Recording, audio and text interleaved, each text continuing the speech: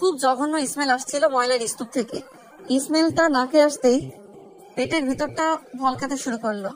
এখনই যেন বমি করে দিব, কিন্তু আফসোস বমি করতে গিয়েও গলা দিয়ে কিছু বের হচ্ছে না, কারণ কাল থেকে পেটে কোনো দানা পানি পড়েনি।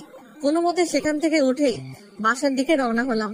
শরীরের সমস্ত অঙ্গ প্রত্যঙ্গে জখম হয়ে আছে, ঠিকঠাক মতন হাঁটতেও পারছিলাম না, তাও খুঁড়িয়ে খুঁড়িয়ে বাসায় চলে গেলাম। বাসায় পৌঁছে এই শীতের মধ্যেই আবার গোসল করলাম, কারণ একটু পর আমার কলেজে যেতে হবে। গতকাল এই অ্যাডমিশন নিয়েছি নতুন করলে, বাট শহরে এসেছি আজ 2 দিন হবে। এসে এক ফ্রেন্ডের মাধ্যমে বাসা ঠিক করে সেখানে উঠেছি। তারপর গোসল করে হালকা কিছু নাস্তা পানি করে একটা ব্যথার ওষুধ খেয়ে নিলাম। তারপর কলেজের উদ্দেশ্যে রওনা হলাম। শরীর যেন চলতেই চাইছে না। রাস্তা দিয়ে হাঁটার সময় মাতালের মতন রাস্তার এপাশ ওপাশ চক্কর খাচ্ছিলাম। সুস্থ স্বাভাবিক মানুষের মতন হাঁটতে পারছিলাম না, তাও কোনোভাবে কলেজে পৌঁছে গেলাম। কলেজে পৌঁছেই সোজা ঢুকে গেলাম কলেজের ভিতরে। ঠিক তখনই কেউ একজন পেছন থেকে শার্টের কলার ধরে সজোরে এক টান মারলো। একে তো শরীর দুর্বল, তার উপরে কেউ আবার নিজের শরীরের জোর খাটিয়েছে আমার উপরে। নিজেকে আর সামলে রাখতে পারলাম না, ধরাম করে গিয়ে মাটির উপরে আছড়ে পড়লাম। আমি মানুষটার দিকে হা করে তাকিয়েছি। এই বেটা, এভাবে তাকিয়ে আছিস কেন? হ্যাঁ, মানুষজনকে তো চোখ লাগে না? ভাই, আমি কি করেছি? তুই যে কলেজে এসে সোজা ঢুকে গেলি, পিছন থেকে যে মায়া তোকে ডাক দিয়েছে সেই দিকে কি তোর কোনো খেয়াল নেই? ভাই, আমি শুনতে পাইনি। তাই আমিও তোকে সিস্টেম দিয়েছি। হয়েছে, যা এবার মায়ের কাছে যা, সে তোকে ডাকছে। কি বলে গিয়ে শুনে আয়। ছেলেটা একটা মেয়ের দিকে আঙুল ইশারা করে দেখিয়ে দিল। সেখানে অনেক কয়টা মেয়ে দাঁড়িয়ে আছে। আমি আর কথা না বাড়িয়ে মাঠ থেকে উঠে মেয়েটার দিকে চলে গেলাম। আমি জানি মেয়েগুলো আমায় কেন ডেকেছে। মেয়েগুলোর সামনে গিয়ে চুপচাপ দাঁড়িয়ে আছি। তখন একটা মেয়ে উচ্চ আওয়াজে বলে উঠলো, এই ছোট লোকের বাচ্চা, তোকে যে ডাক দিয়েছি সেটা কি তোর কানে যায়নি? আমি ডাকার পরেও কি করে তুই চলে গেলি? মেয়েটার কথা শুনে বুঝতে বাকি নাই যে এটাই মায়া। মাশাআল্লাহ, দেখতে তো বেশ সুন্দর, কিন্তু মুখের ব্যবহার একদম নাউজুবিল্লাহ, যা কোনোভাবেই খাওয়া যায় না। কি রে বেয়াদব, কথা কানে যাচ্ছে না তোর? সরি, বলুন কি জন্য ডেকেছেন আমায়? বাপরে, বেটা তো দেখি গলা বাজা করছিস। না, তোকে সাইজ করতে হবে। একে তো ডাক দেওয়ার পরেও খাটটা নামা করে চলে গেছিস, দ্বিতীয়ত এখন কথা বলছি আর তুই অন্য মনস্ক হয়ে আছিস। প্লিজ আমায় কিছু করিয়েন না, আমি খুব অসুস্থ। না, তা বললে তো হচ্ছে না, তোকে তো শাস্তি পেতেই হবে। প্লিজ, আমি আপনার কাছে হাত জোর করছি। না, তোর কোনো কথাই আমি শুনছি না। এই যে দেখছিস মেয়েটাকে, সোজা গিয়ে তাকে জড়িয়ে ধরে চুমু খাবি, তাহলেই তুই ক্ষমা পাবি। প্লিজ আমায় রেহাই দিন। তোকে কিন্তু মেরে আত্মহত্যা করে ফেলবো বলে দিলাম। সোজা যেটা বলছি গিয়ে সেটা কর। কি আর করা, অপারগ হয়ে মায়ের কথা শুনতে হলো। একটা মেয়েকে আঙুল দিয়ে দেখিয়ে দিয়েছে, সোজা গিয়ে তাকে জড়িয়ে ধরলাম। তারপর যখনই চুমু খেতে যাব, তখনই হুট করে সেই মেয়েটা সোজা আমার পিছন করে লাথি মেরে দিল। লাথিটা এমন জায়গায় মেরেছে যে পুরো দম বের হয়ে যাচ্ছে আমার। এই ছোট লোকের বাচ্চা, তুই কত বড় সাহসে তুই আমাকে জড়িয়ে ধরেছিস? এই, তোরা কি কোথায় আছিস? বলে চেঁচাতে শুরু করলো। মেয়েটার চিৎকার শুনে মায়া আর তার সাথের মেয়েগুলো দৌড়ে আসলো। আরে মা, কি হয়েছে রে? আরে মায়া, বলিস না, এই জানোয়ারের বাচ্চা কতক্ষণে কোথা থেকে এসে আমার সাথে অসভ্যতামি শুরু করেছে। এই ছেলে তো সাহস তো কম না, তুই আমার বান্ধবীর সাথে অসভ্যতামি করিস? আপনি তো বললেন ওনাকে জড়িয়ে ধরে চুমু খেতে। আমি তাকে কখন বলেছি? একটু আগে না বললেন যে ওনাকে জড়িয়ে ধরে চুমু খেতে? আপনার সাথে যারা আছে তাদেরকে জিজ্ঞেস করুন। এই, আমি কখন বলেছি রে বেটাকে যে রিমাকে গিয়ে চুমু খেতে? মায়ার কথা শুনে সাথে সকলেই পোল্টি খেয়ে নিল। না, তুই তো বলিসনি। বেটা এনা গিয়ে নিজে নিজে এমন অসভ্যতম করেছে। মেয়েগুলোর কথা শুনে পুরো থ হয়ে গেলাম। মিনিটের মধ্যেই কেমন পোল্টি খেয়ে গেল সব কয়টা। কিরে, সবাই কি বলছে শোন। রিমা, আমি তাকে এসব বাজে কথা কখনোই বলিনি। না, বেটাকে সাইজ করতে হবে। ধর তোরা শুরু বেটাকে। রিমার নাকি তার কথা শুনে মায়া আর তার সাথে কয়েকজন আমাকে ঝাপটে ধরে ফেললো। তারপর কলেজের একটা ফাঁকা রুমে নিয়ে গিয়ে ইচ্ছে মতন মারতে শুরু করলো। আমি অসহায়ের মতন মার খেয়ে যাচ্ছি। কথা বলার মতন শক্তি হারিয়ে ফেলেছি আমি। খোদার দুনিয়ায় মানুষগুলো যে এতটা নিষ্ঠুর তা এদেরকে না দেখলে কোনোদিনও জানতে পেতাম না। মেয়েগুলো মিলে আমি ইচ্ছে মতন মেরেছে, তারপর সেখানে ফেলে রেখে দিয়ে চলে যায়। আমি মার খেয়ে সেখানেই পড়ে আছি। চোখ জোড়া দিয়ে টপ টপ করে পানি পড়ছে। আমি যেন আর আমার মধ্যে নেই। শরীরের যন্ত্রণা এতটা বিভৎসভাবে হচ্ছে যে তা বলে বোঝাতে পারবো না। হঠাৎ এই পাশ দিয়ে একটা ছেলে চলে যাচ্ছিল, সে আমরা দেখতে পেয়ে দৌড়ে আসে। ভাই, আপনার কি হয়েছে আর কি করেছে আপনার এই অবস্থা? মায়া নামের একটা মেয়ে আমায় মেরেছে। ওই অহংকারী মেয়ের কথা যে কি আর বলবো। বাপের ক্ষমতা আছে রেখে যার তার উপরে সে ক্ষমতা প্রয়োগ করে। ভাই, আমাকে একটু পানি খাওয়ান, আমার খুব পানির তৃষ্ণা পেয়েছে। আচ্ছা দাঁড়ান, আমার ব্যাগে পানি আছে। সে ব্যাগ থেকে পানি বের করে দিল। আমি সেটা মিনিটের মধ্যে শেষ করে দিলাম। তারপর সেখানে বসে আছি, সে আমায় ধরে বসিয়েছে। ভাই, আপনাকে দেখি নতুন মনে হচ্ছে। হ্যাঁ, আমি নতুন এসেছি এই কলেজে ট্রান্সফার হয়ে। কিসে পড়েন আপনি? অনার্স দ্বিতীয় বর্ষে। তাহলে তো আমার ক্লাসমেট। যাক, তাহলে আর আপনি বলছি না, তুমি করেই বলছি। তারপর ছেলেটার সাথে গল্প শুরু করলাম। তার নাম রাফি। কথা বলতে বলতে দুজনের মধ্যে একটা ভালো বন্ধুত্ব হয়ে গেল। সে আমায় ধরে ধরে ক্লাসে নিয়ে গেল। সবাই আমার দিকে হা করে তাকিয়ে আছে, মনে হচ্ছে যেন আমি কোনো ভিন গ্রহের প্রাণী। কারোর সাথে কথা না বলেই ক্লাসে ঢুকে গেলাম। রাফি আর আমি পাশাপাশি সিটে বসেছি। এখনো সবাই আমার দিকে ঘুরে ঘুরে তাকাচ্ছে। আমি চুপচাপ নিজের মতন বসে আছি। একটু পর স্যার এসে সবার সাথে আমার পরিচয় করিয়ে দিল। কারণ আসার আগে হেড স্যারের সাথে আলাপ করেছিলাম, তিনি সকল স্যারদেরকে আমার কথা বলে দেয়। স্যার যখন আমার পরিচয় করিয়ে দিচ্ছিল, তখন মায়া চেঁচিয়ে ওঠে, স্যার, এইসব জিও খ্যাতগুলো কলেজে জায়গা পায় কি করে? হ্যাঁ, কলেজের কি রেপুটেশন বলতে কিছু নেই নাকি? যাকে তাকে হুট করে কলেজে অ্যাডমিশন দিয়ে দিচ্ছে, তাহলে আমাদের আর দাম রইল কোথায়? মায়া, সে গেও খ্যাত ঠিক আছে, কিন্তু একটা জিনিস মাথায় রেখো, সেও মানুষ, তারও তোমার মতো শখ আহ্লাদ আছে, তাই সে এই কলেজে অ্যাডমিশন নিয়েছে। স্যার, সে মানুষ কি জানো, আর সেটা তাকে দেখেই বোঝা যাচ্ছে। তবে একটা কথা বলি, কলেজের মান সম্মান দিন দিন ধুলোয় মিশে যাচ্ছে, আর স্যারদের রুচিরও পতন ঘটছে। আওরা জাওরাকে কলেজে অ্যাডমিশন দিয়ে নাম খারাপ করছেন আপনারা। মায়া, সে না হয় করছি, কিন্তু মাথায় রেখো একটা কথা, কোনো মানুষকে পোশাক দিয়ে জাজমেন্ট করা ঠিক না। হতে পারে সে এমন কেউ যার পায়ের সামনেও তুমি যেতে পারবে না। স্যার, নিজের লিমিটে থাকেন। কোথাকার কোন খ্যাত গেউর সাথে আপনি আমার তুলনা করছেন? হ্যাঁ, আপনার মাথা কি নষ্ট হয়ে গিয়েছে নাকি? মায়া, সেটা সময় হলে দেখতে পারবে, এখন ক্লাস করায় মন দাও। স্যারের কথা শুনে অনেক ভালো লাগলো। স্যার কিন্তু আমার সম্পর্কে কিছুই জানেন না, তবুও তিনি আমাকে অনেক সাপোর্ট করেছেন আমাকে। যাক, স্যারের বিচার মান দেখে অনেক খুশি লাগলো। তারপর স্যার লেকচার দিতে শুরু করলো। এদিকে আমিও স্যারের লেকচার শোনায় মন দিলাম। দেখতে দেখতে পুরো ক্লাস শেষ করলাম। ক্লাস শেষ করে বের হতেই মায়া সামনে এসে দাঁড়ায়। এই ছোট লোক শোন, স্যারের কথা শুনে লাফানোর কিছু নেই। মায়া কারোর ধার ধারে না। কিছুদিন কলেজে থাক, তারপর মায়া কি জিনিস সেটা জেনে যাবে। আমি কোনো কথা বললাম না, চুপচাপ সেখান থেকে চলে আসলাম। রাফি গেটের সামনে দাঁড়িয়ে আছে। রাফির সাথে কিছুটা সময় কথাবার্তা বলে বাসার দিকে রওনা হলাম। হেঁটে হেঁটে বাড়ি যাচ্ছি। হুট করে পিছন থেকে একটা গাড়ি এসে আমায় ধাক্কা দিয়ে রাস্তার সাইডে ফেলে দিল। নজর ঘোরাতেই দেখি মায়া নামক মেয়েটা। ছোট লোক দেখ, কত দামি গাড়ি করে চলাফেরা করি আমি, আর তুই হেঁটে হেঁটে বাড়ি যাচ্ছিস। আর ওকে এতটুকু একটা ছ্যাঁচড়া কোথাকার ম্যাডাম তো নেই, তাও দৌড়ে চলে এসেছিস বড় কলেজে পড়ার জন্য। তারপর গাড়ি টান দিয়ে মায়া চলে গেল। মেয়েটার কথা শুনে মুচকি একটা হাসি দিলাম। হায় রে অহংকার! বাপের টাকায় এত অহংকার করিস তোরা যে মানুষকে মানুষ মনে হয় না। এত অহংকার কোথা থেকে যে আসে তোদের, আল্লাহই জানে। আর কি বললি, অকাত নাই আমার? শালা, আমি যেদিন অকাত দেখাতে শুরু করবো সেদিন তোরা সব কয়টা এসে আমার পা চাটবি কুকুরের মতন। ডেমো স্বরূপ একটা খেল দেখাচ্ছি। পকেট থেকে ফোনটা বের করে ড্রাইভারকে বললাম গাড়ি নিয়ে আসতে। এক ফোনে আমার সব কয়টা ড্রাইভার গাড়ি নিয়ে চলে এলো। এক এক গাড়ির জন্য এক এক ড্রাইভার রেখেছি আমি। সবাই এসে রাস্তার ধারে দাঁড়িয়ে আছে। আমি কোনো কথা না বলে ল্যাম্বরগিনি ভেনেনোতে উঠে গেলাম। এ যেন দুনিয়া চলতে ফিরতে একটা জান্নাত। পেটা আমায় বড় লোকই দেখায়। এই বড় লোকের দোলালি মেয়ে শুনে রাখ, যেদিন আমি দেমাগ দেখাতে শুরু করব সেদিন মাটি করে নিজেই সেটার নিচে নিজেকে দাফন দিয়ে দিবি। সেদিন শুধু কপালে হাত থেকে আফসোস করবি যে হায় আল্লাহ, কার সাথে অকাত নিয়ে কথা বলেছিলাম আমি। সেদিনটা বেশি দেরি নয়, আসবে সময় আমার তরে। সেদিন ঘুরবি ভব ঘুরে। সেদিন অকাত শুধু তুই নয়, দেখবে অকাত দেশান্তরে। তারপর সেখান থেকে বাড়ি চলে এলাম। বাসায় এসে ফ্রেশ হয়ে খাবার খেয়ে নিলাম। কলেজ থেকে ফেরার পথে খাবার কিনে নিয়ে এসেছিলাম।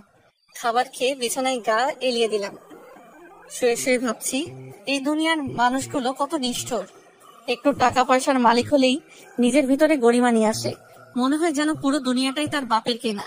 কিন্তু সেটা জানে না যে একটা সময় সমস্ত গরিমা তার ধুলোয় মিশে যাবে। শুয়ে শুয়ে এসব ভাবতে ভাবতে ঘুমিয়ে গেলাম। বিকেল বেলায় ঘুম ভাঙলো আম্মুর ফোন পে। বাবা কেমন আছিস তুই? আলহামদুলিল্লাহ মা, তুমি কেমন আছো? এই তো বাবা, আছি কোন রকম। ছেলে মেয়েকে ছাড়া কি ভালো থাকা যায় বল?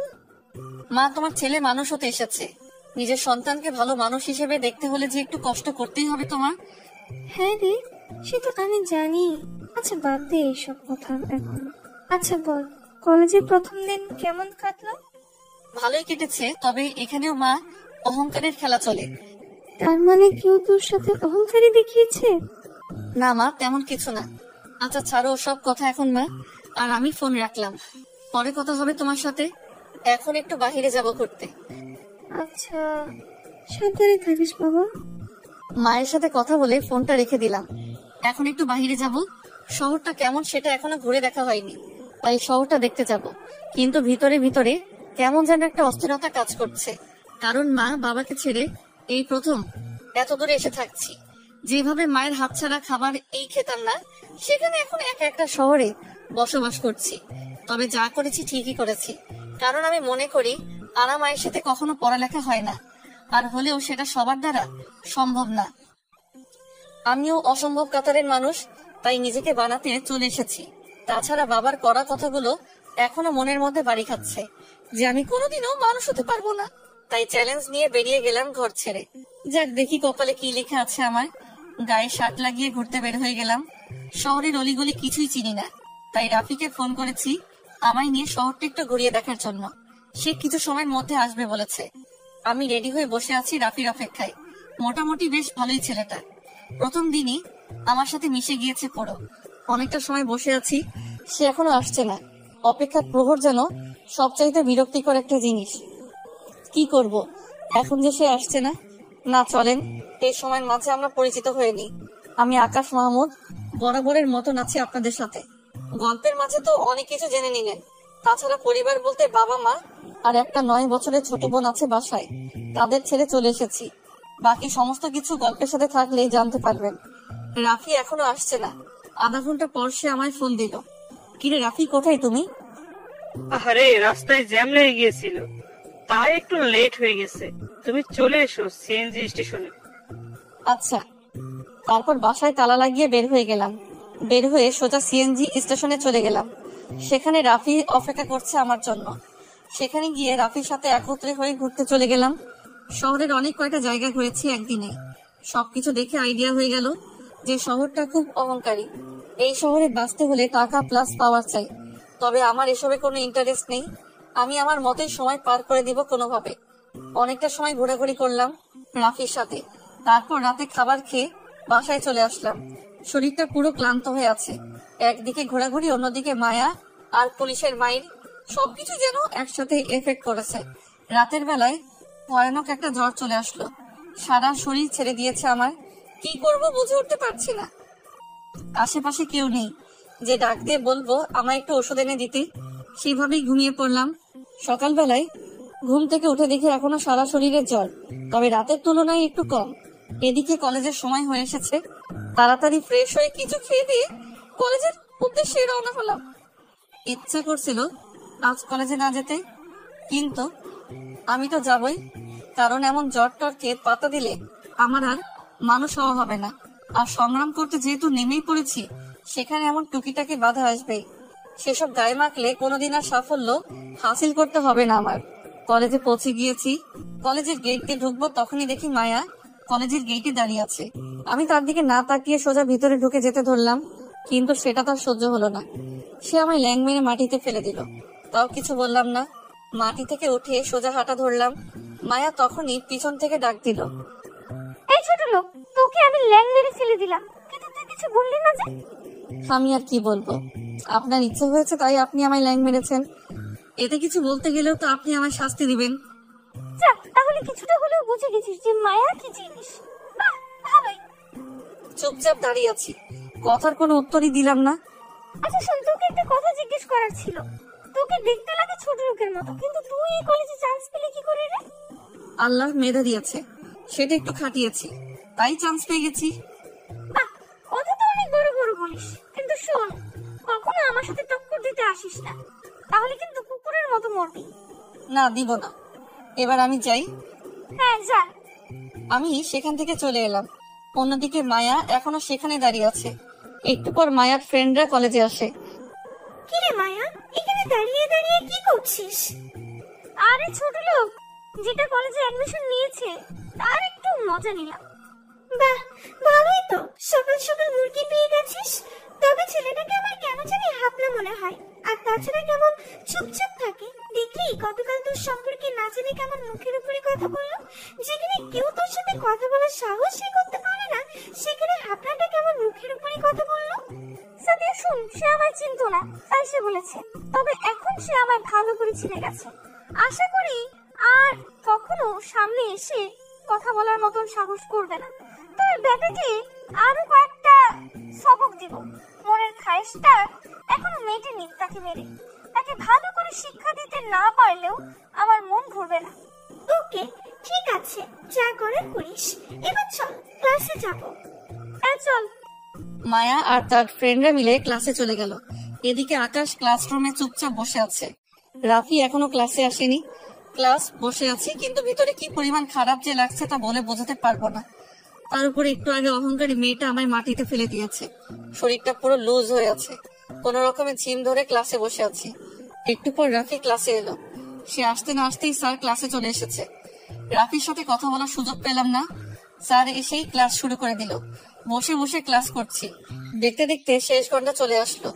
শেষ ঘন্টা যেই স্যার করাবেন তিনি এখনো আসেনি, তাই বসে বসে রাফির সাথে কথা বলছি। অন্যদিকে মায়া আর তার সাথে কয়েকজন ক্লাস না করে ব্যাগ বের হয়ে গেল।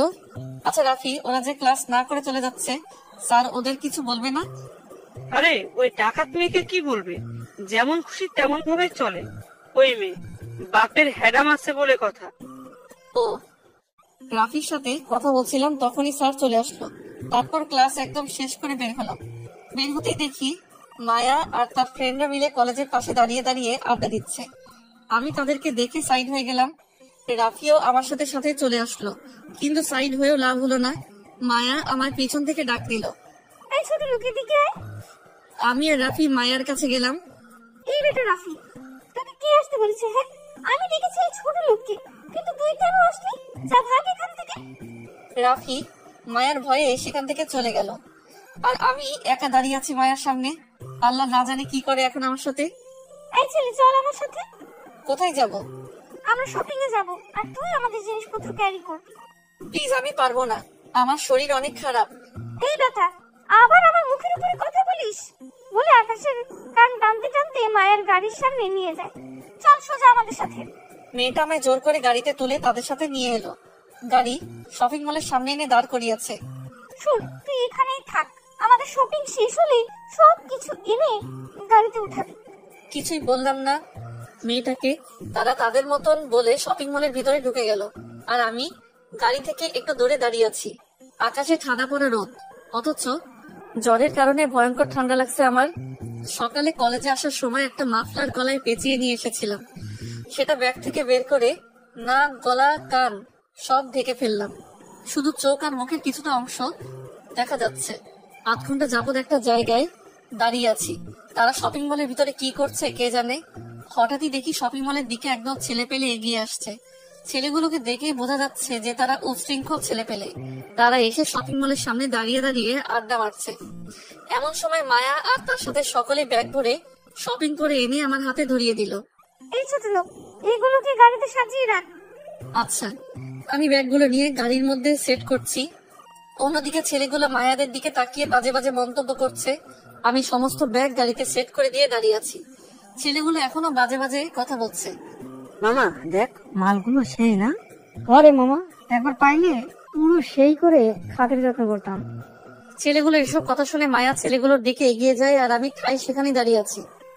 এই ছেলে, তোদের সমস্যা কি রে? হ্যাঁ, অনেকটা সময় ধরে দেখছি তোরা আমাদের নিয়ে বাজে বাজে কথা বলছিস। তোরা চিনিস আমি কে? এই মেয়ে, তোরা চেনার কি আছে রে? তুই একটা মেয়ে, মেয়ে মানে মাল, আর মাল মানে ভোগের পাত্র। ছেলেগুলোর মুখে এসব কথা শুনে মায়া ঠাস করে একটা থাপ্পড় লাগিয়ে দেয়। আর সাথে সাথে ছেলেগুলো খেপে যায়। আমি এখনো সেখানে দাঁড়িয়ে দাঁড়িয়ে তামাশা দেখছি। আর তামাশা দেখা ছাড়া কি বা করার আছে? এই মেয়ে, তোর কত বড় সাহস, তুই আমারে থাপ্পড় মারিস? বলে ধ্রাম করে মায়ের গালে সজোরে একটা থাপ্পড় বসিয়ে দেয়। মায়া থাপ্পড়ের টাল সামলাতে না পেরে মাটিতে পড়ে যায়।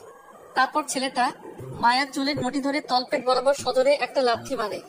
মায়া ব্যথায় মাগো বলে চিৎকার দিয়ে কান্না করে দেয়। ছেলেগুলোর কাণ্ড দেখে যেন শরীরে রক্ত মাথায় উঠে গেল। কিন্তু চুপচাপ দাঁড়িয়ে আছি আমি, কারণ দেখি মায়ের সাথে ফ্রেন্ডগুলো কিছু করে নাকি আগে। কিন্তু না, তারাও ভয় চুপসে আছে। ওদিকে ছেলেগুলো মায়াকে মেরেই চলেছে। না, এবার আমাকে কিছু একটা করতে হবে। ছেলেগুলোর দিকে এগিয়ে গেলাম। মায়া চেঁচিয়ে কান্না করছে। গিয়ে ছেলে একটা কলার ধরে টান দিয়ে সজোরে এক লাথি মেরে দিলাম বুকের মধ্যে। লাথি খেয়ে ছেলেটার সাথে সাথে মাটিতে লুটিয়ে পড়লো। আর তার সাথে ছেলেগুলো এই দৃশ্য দেখে দৌড়ে আসলো আমার দিকে, আমাকে মারার জন্য। তারা চারপাশ থেকে আমাকে ঝাপটে ধরে ফেলছে। আমি নড়াচড়াও করতে পারছি না। আসলে জ্বরের কারণে শরীরে শক্তি নেই। তাদের থেকে একটা ছেলে এসে আমার মুখ থেকে মাফলারটা টান দিয়ে খুলে ফেলে। সে আমার ফেস দেখে এক দৌড়ে সেখান থেকে পালিয়ে যায়। ছেলেটা দৌড়াচ্ছে আর চেঁচাচ্ছে। আমার জীবন দিয়ে আমি ভালোবাসি, তাই আমি পালাচ্ছি। তোদের জীবন নিয়ে যদি মায়া থাকে তাহলে সব কয়টা পালা এখান থেকে। না হয় আর কোনোদিন তোদের সাথে আমার দেখা হবে না, কারণ তোরা যাকে ধরেছিস সে কোনো মানুষ না, সে মানুষরূপী একটা আজরাইল। ছেলেটার কথা শুনে যে যেদিকে পেরেছে পালিয়েছে।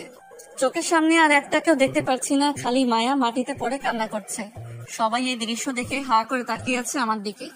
সবার চোখ জোড়া কপালে উঠে যাওয়ার মতন অবস্থা। সত্যি যেন মনে হয় তারা নিজের চোখের সামনে আজরাইলকে দেখে ফেলেছে। আমি চুপচাপ দাঁড়িয়ে আছি। সবার এরকম করে চোখ পাকিয়ে তাকিয়ে থাকা যেন কেমন এক ধরনের লাগছিল। না, নিজেকে আড়াল করতে হবে। কোনো কিছু না ভেবে মায়ের হাত আলতোভাবে ধরে মাটি থেকে উঠালাম তাকে, কিন্তু সে আমায় অবাক করে দিল। সে খপ করে আমায় জড়িয়ে ধরে কান্না করতে শুরু করলো। সবাই যেন এই দৃশ্য দেখে পুরো অবাক। সকলে আমাদের দিকে এগিয়ে আসে। মায়া, তুই ঠিক আছিস তো? মায়ার কোনো উত্তর নেই। সে আমাকে জড়িয়ে ধরে কেঁদেই চলেছে। এই মায়া, কথা বলছিস না কেন তুই? হ্যাঁ, আমার কোনো কথা বলতে ইচ্ছে করছে না। তোরা প্লিজ কিছুটা সময় আমাকে ওর কাছে থাকতে দে। মায়া, কি সব বলছিস তুই? আমি যা বলেছি তাই শুনছিস তো তোরা?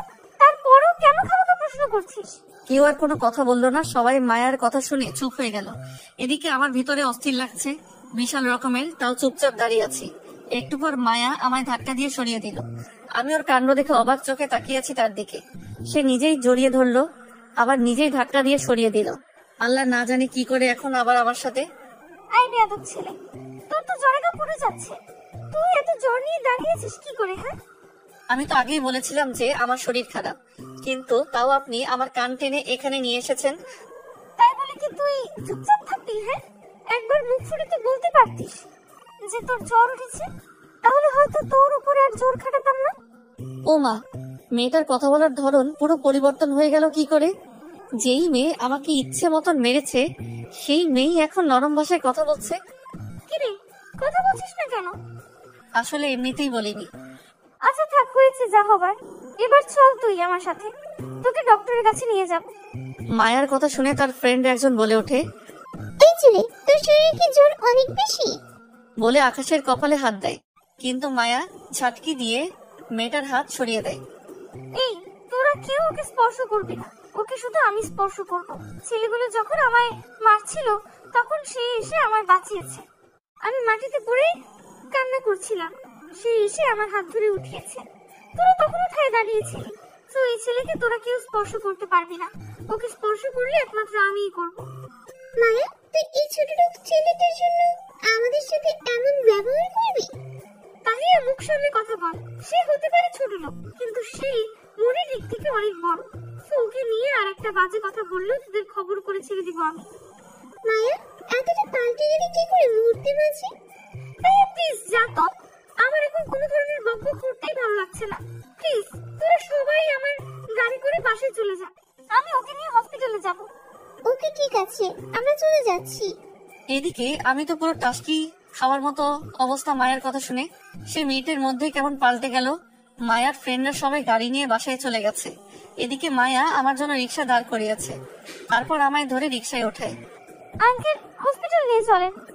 আচ্ছা মামনি। আমি চুপচাপ বসে আছি রিক্সার মধ্যে। শরীর গিরগির করে কাঁপছে আমার। পাশ থেকে মায়া হয়তো সেটা লক্ষ্য করেছে। সে একদম আমার শরীরের কাছে চলে আসলো, পুরো গায়ে গায়ে ঘেসে বসেছে সে আমার শরীরের কম্পন যেন আরো বেড়ে গেল। আমি নিজেকে আর সামনে রাখতে পারছিলাম না, মাথাও ঘুরতে শুরু করেছে আমার। মনে হয় যেন এখনই মাথা ঘুরে রিক্সা থেকে পড়ে যাব। চোখ মুখ বন্ধ হয়ে আসছিল আমার, একদম পুরোপুরি নিস্তেজ হয়ে আসছে শরীর। না, আমার আর টিকে থাকা সম্ভব না। মাথা চক্কর দিয়ে পড়ে যেতে ধরলাম রিক্সা থেকে। ঠিক তখনই মায়া আমায় এক টান দিয়ে নিজের বুকে নিয়ে নিল। এই ছেলে, কিছু হবে না তোমার। এই তো হসপিটাল চলে এসেছি আমরা। তুমি আর একটু সময় আমার বুকে মাথা রেখে চোখ বুজে থাকো। যদিও সেন্স নেই নিজের মধ্যে, তবে বুঝতে পারছিলাম যে মেয়েটা আমার সাথে এখনো অস্বাভাবিক আচরণ করছে। কিন্তু আমার এখন এসব নিয়ে ভাবার মতন পরিস্থিতি নেই। আমি মেয়েটার বুকে মাথা রেখে হেলান দিয়ে চুপচাপ বসে আছি, আর সে আমায় ধরে রেখেছে 2 হাত দিয়ে। এক হাত দিয়ে আমার শরীর পেঁচিয়ে ধরেছে, আরেক হাত দিয়ে আমার মাথা নিচে আলতো করে দিয়ে রেখেছে। দেখতে দেখতে হসপিটাল পৌঁছে গেলাম। মায়া আমায় ধরে ধরে হসপিটালের ভিতরে নিয়ে গেল। ডক্টর, দেখেন তো কি হয়েছে। ডক্টর আমাকে চেক আপ করে বলল, দেখুন, পেশেন্টের শরীর অনেক দুর্বল, তাছাড়া জ্বরের মাত্রাটাও অনেক বেশি। পেশেন্টকে তাড়াতাড়ি স্যালাইন দিতে হবে। ডক্টর যা করার করেন, বাট সে যেন সুস্থ হয়ে ওঠে। ডক্টর তাড়াতাড়ি একজন নার্সকে ডেকে বলল আমাকে বেডে নিয়ে গিয়ে স্যালাইন লাগিয়ে দিতে। নার্স ডক্টরের কথা মতন আমায় বেডে নিয়ে এসে স্যালাইন লাগিয়ে দিল। শরীর এতটা দুর্বল লাগছিল যে আমি বেডের মধ্যেই ঘুমিয়ে পড়লাম। এক ঘুমে সোজা রাত হয়ে গিয়েছে।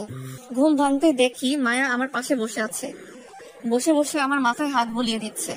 এত রাত হয়ে গেল, আপনি এখনো বাসায় যাননি? না, কি করে বাসায় যাব তোমায় এইভাবে ফেলে রেখে? মেয়েটার কথা শুনে অবাকের পর অবাকই হচ্ছে খালি। এই তো গতকাল এই মেয়েটা আমায় মানলো, আর আজ সেই মেয়ে আমার জন্য টেনশন করছে। তোমার কেমন লাগছে এখন? একটু ভালো। যাক, চিন্তামুক্ত হলাম। তোমার স্যালাইনও শেষ হয়ে এসেছে। দাঁড়াও, ডক্টরের সাথে কথা বলে তোমার বাসায় পৌঁছে দিয়ে আসছি। আচ্ছা, মেয়েটা ডক্টরের সাথে কথা বলে আমায় পৌঁছে দিয়ে গেল। এই যে ছেলে, কাল কিন্তু কলেজে যাবে না। আগে সুস্থ হও, তারপর কলেজে যাবে। আর ওষুধগুলো কন্টিনিউ করবে। আমি কিন্তু খাবারও কিনে দিয়েছি ব্যাগের মধ্যে, সেটা খেয়ে রাতে ওষুধ খেয়ে নেবে। আচ্ছা। তারপর মেয়েটা চলে গেল। এদিকে আমি বাসায় পৌঁছে হালকা কিছু খেয়ে নিলাম, পরে খেয়ে দিয়ে ওষুধ খেয়ে নিলাম, তারপর শুয়ে পড়লাম। মেয়েটার আচরণগুলো এখনো আমার চোখে ভাসছে। মনে হচ্ছিল যেন সে আমার বিয়ে করে বউ, এমন করে কেয়ার করছিল সে আমার। এসব নিয়ে ভাবতে ভাবতে কখন যে ঘুমিয়ে গেছি তা নিজেও বলতে পারবো না। সকালবেলায় ঘুম ভাঙতে দেখি মায়া আমার মাথার কাছে বসে আছে। আমি মেয়েটাকে দেখে থতমত খেয়ে গেলাম।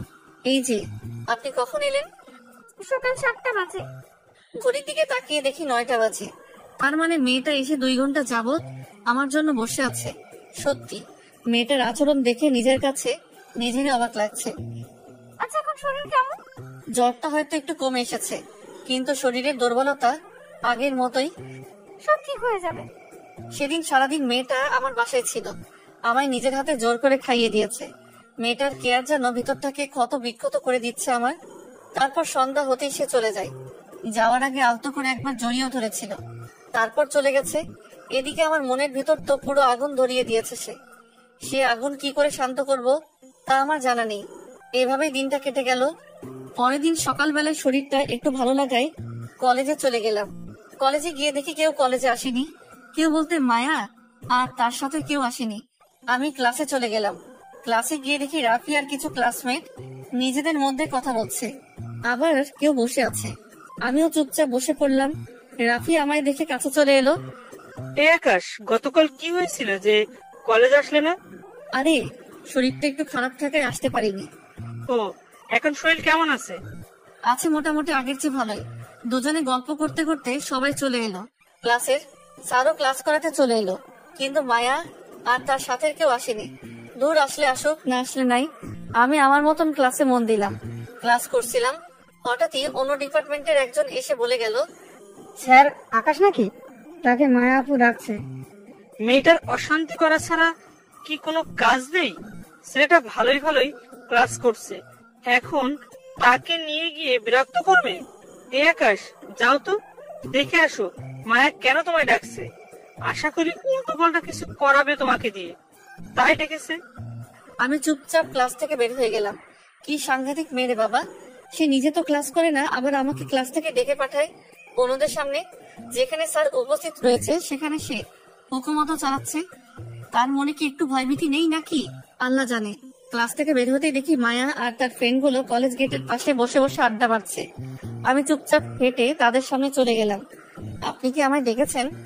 হ্যাঁ দেখেছি, দেখি আমার পাশে এসে বসুন। এই তোরা ওকে একটু জায়গা দে। আমি মায়ের পাশে গিয়ে বসলাম। পাশে গিয়ে বসতেই সে আমার কপালে হাত দিয়ে বলে, জ্বর তো মোটামুটি সেরে গেছে তাই না? হ্যাঁ জ্বর সেরে গেছে। যাক ভালোই হয়েছে। আচ্ছা সকালে কিছু খেয়েছো? খেয়েছি, তবে তেমন কিছু নয়, হালকা নাস্তা করে কলেজে চলে এসেছি।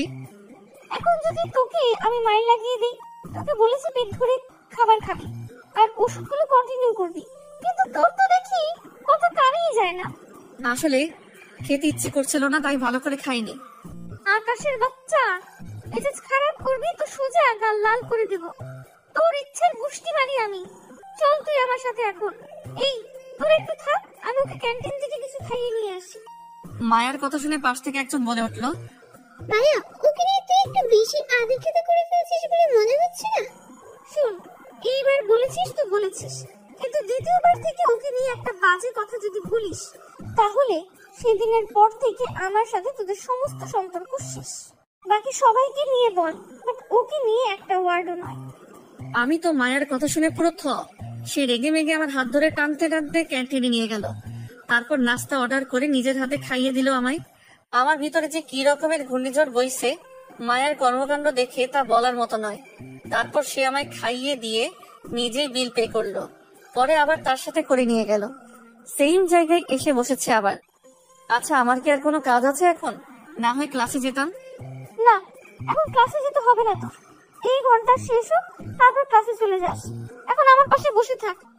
কি আর করা, মায়ের পাশে চুপচাপ বসে আছি। সে তার বন্ধুদের সাথে আড্ডা দিচ্ছে। একটু পর ঘড়ি দেখে সে আমায় নিজেই বলল, এই যে এই ঘন্টা শেষ হয়েছে, যা এবার সোজা ক্লাসে চলে যা, গিয়ে ক্লাস কর। আচ্ছা।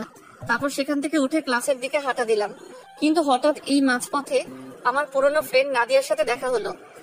এই আকাশ, তুই এখানে? আমারও তো সেম প্রশ্ন, তুই এখানে? আরে আমি তো এই কলেজেই পড়ি, কিন্তু তুই এখানে কি করছিস?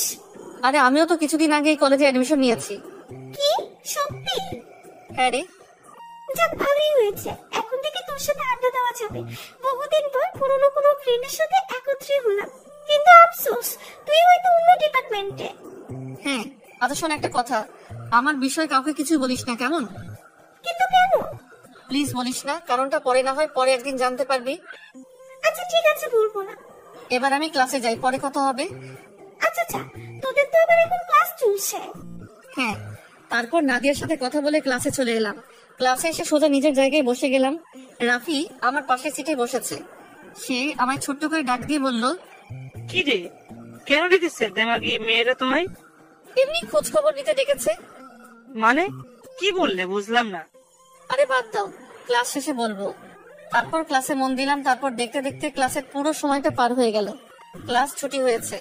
আমি ব্যাগটা কাঁধে নিয়ে রাফির সাথে বের হয়ে গেলাম। ক্লাসরুম থেকে বের হতেই দেখি মায়া ক্লাসরুম থেকে একটু দূরে দাঁড়িয়ে আছে। সে আমার দিকে ভয়ানক দৃষ্টিতে তাকিয়ে আছে। সে আমাকে দেখতে পেয়ে দৌড়ে এসে আমার কলার ধরে টানতে টানতে খোলা মাঠে নিয়ে গেল। তারপর সবার সামনে ঠাস ঠাস করে দুই গালে কয়েকটা থাপ্পড় বসিয়ে দিল। মেয়েটার কর্মকাণ্ড দেখে পুরো থ হয়ে দাঁড়িয়ে আছি। থাপ্পড় খেয়ে যেন আমার পুরো দুনিয়াদারি গোল গোল করে ঘুরছে। আমি যেন আর নিজের মধ্যে নেই। আশেপাশে সকলে আমার দিকে চোখ পাকিয়ে তাকিয়ে আছে। লজ্জায় মাটির দিকে তাকিয়ে আছি। মান সম্মান একদম ধুলোই মিশিয়ে দিল সে আমার। এই কবিস, সমস্যা কি তোর? হ্যাঁ, আমার তো কোনো সমস্যা নেই। তোকে তখন আমি কি বলেছিলাম যে সোজা ক্লাসে যাবি, কিন্তু ক্লাসে না গিয়ে অন্য মেয়ের সাথে কিসের ইটিস পিটিস করছিলি? হ্যাঁ, কি পাকনা বুঝিয়েছে তোর? থাপ্পড় মারার কাহিনী তাহলে এত সময় বুঝলাম। আরে মেয়েটা তো আমার পরিচিত। বলতে গিয়ে থেমে গেলাম। না, ওকে কিছু বলা যাবে না, তাহলে অনেক কিছু সামনে চলে আসবে আর সিন ক্রিয়েটও হতে পারে। কিরে, কথা বলছিস না কেন তুই? ওই মেয়ের সাথে কিসের কি তোর? তোকে সুন্দর করে খাইয়ে দাইয়ে বললাম ক্লাসে চলে যেতে, কিন্তু বান্দরের বাচ্চা তুই ক্লাসে না গিয়ে ইটিস পিটিস করিস কেন? হ্যাঁ, সরি, আমার ভুল হয়ে গেছে। আর কখনো এমন ভুল হবে না। তোর ভুলের গুষ্টি বাড়ি। দাঁড়া, তোর ব্যবস্থা করছি। চল তুই আমার সাথে। মায়া আমার কলার ধরে আবার টানতে টানতে একটা নির্জন জায়গায় নিয়ে গেল। আমি ছাগলের মতন করে তার সাথে চুপচাপ চলে গেলাম। এবার তোকে কি করব বল? আমার চরম রাগ হচ্ছে তোর উপরে। তুই কি জানিস না? হ্যাঁ, যে কলেজের সব খবর মায়ার কানে চলে আসে? সত্যি আমি বুঝতে পারিনি যে আপনি ওর সাথে কথা বলে রেগে যাবেন। প্লিজ এবারের মতন মাফ করে দিন। এত সহজে তো তোকে মাফ করবো না, কিছু একটা শাস্তি তো তোকে পেতে হবে। যা ওই জায়গাটায় গিয়ে কান ধরে এক পা উঠিয়ে দাঁড়িয়ে থাক। প্লিজ মাফ করে দিন না এবারের মতন। খুবই কথা না বাড়িয়ে চুপচাপ যেটা বলছি গিয়ে সেটা কর, না হয় থাপ্পড়ে গালের দাঁত সব কটা ফেলে দেবো। কি আর করা, মেয়েটার রাগ দেখে কলিজা যেন শুকিয়ে গেছে আবার। চুপচাপ বাধ্য ছেলের মতন গিয়ে মায়ের কথা মতন কাজে লেগে পড়লাম। কান ধরে এক পা উঠিয়ে দাঁড়িয়ে রইলাম। সে রাগে ফসফস করছে, এদিকে আমি পুরো লজ্জায় শেষ। কারণ এমন জায়গায় সে আমায় দাঁড় করিয়েছে যেখান দিয়ে কলেজের সমস্ত ছেলে মেয়ে যাতায়াত করে। কিন্তু লজ্জা পেলেও কিছু করার নাই। প্রায় 8 ঘন্টা খানিক সে আমায় দাঁড় করিয়ে রাখলো। আমার পা ঝিমঝিম করছে, আর দাঁড়িয়ে থাকার শক্তি নেই আমার। তবে যেভাবেই হোক না কেন, সে যতক্ষণ না আমার সাজা মওকুফ করবে ততক্ষণ আমার দাঁড়িয়ে থাকতেই হবে। মায়া এখনো সেই জায়গায় বসে আছে।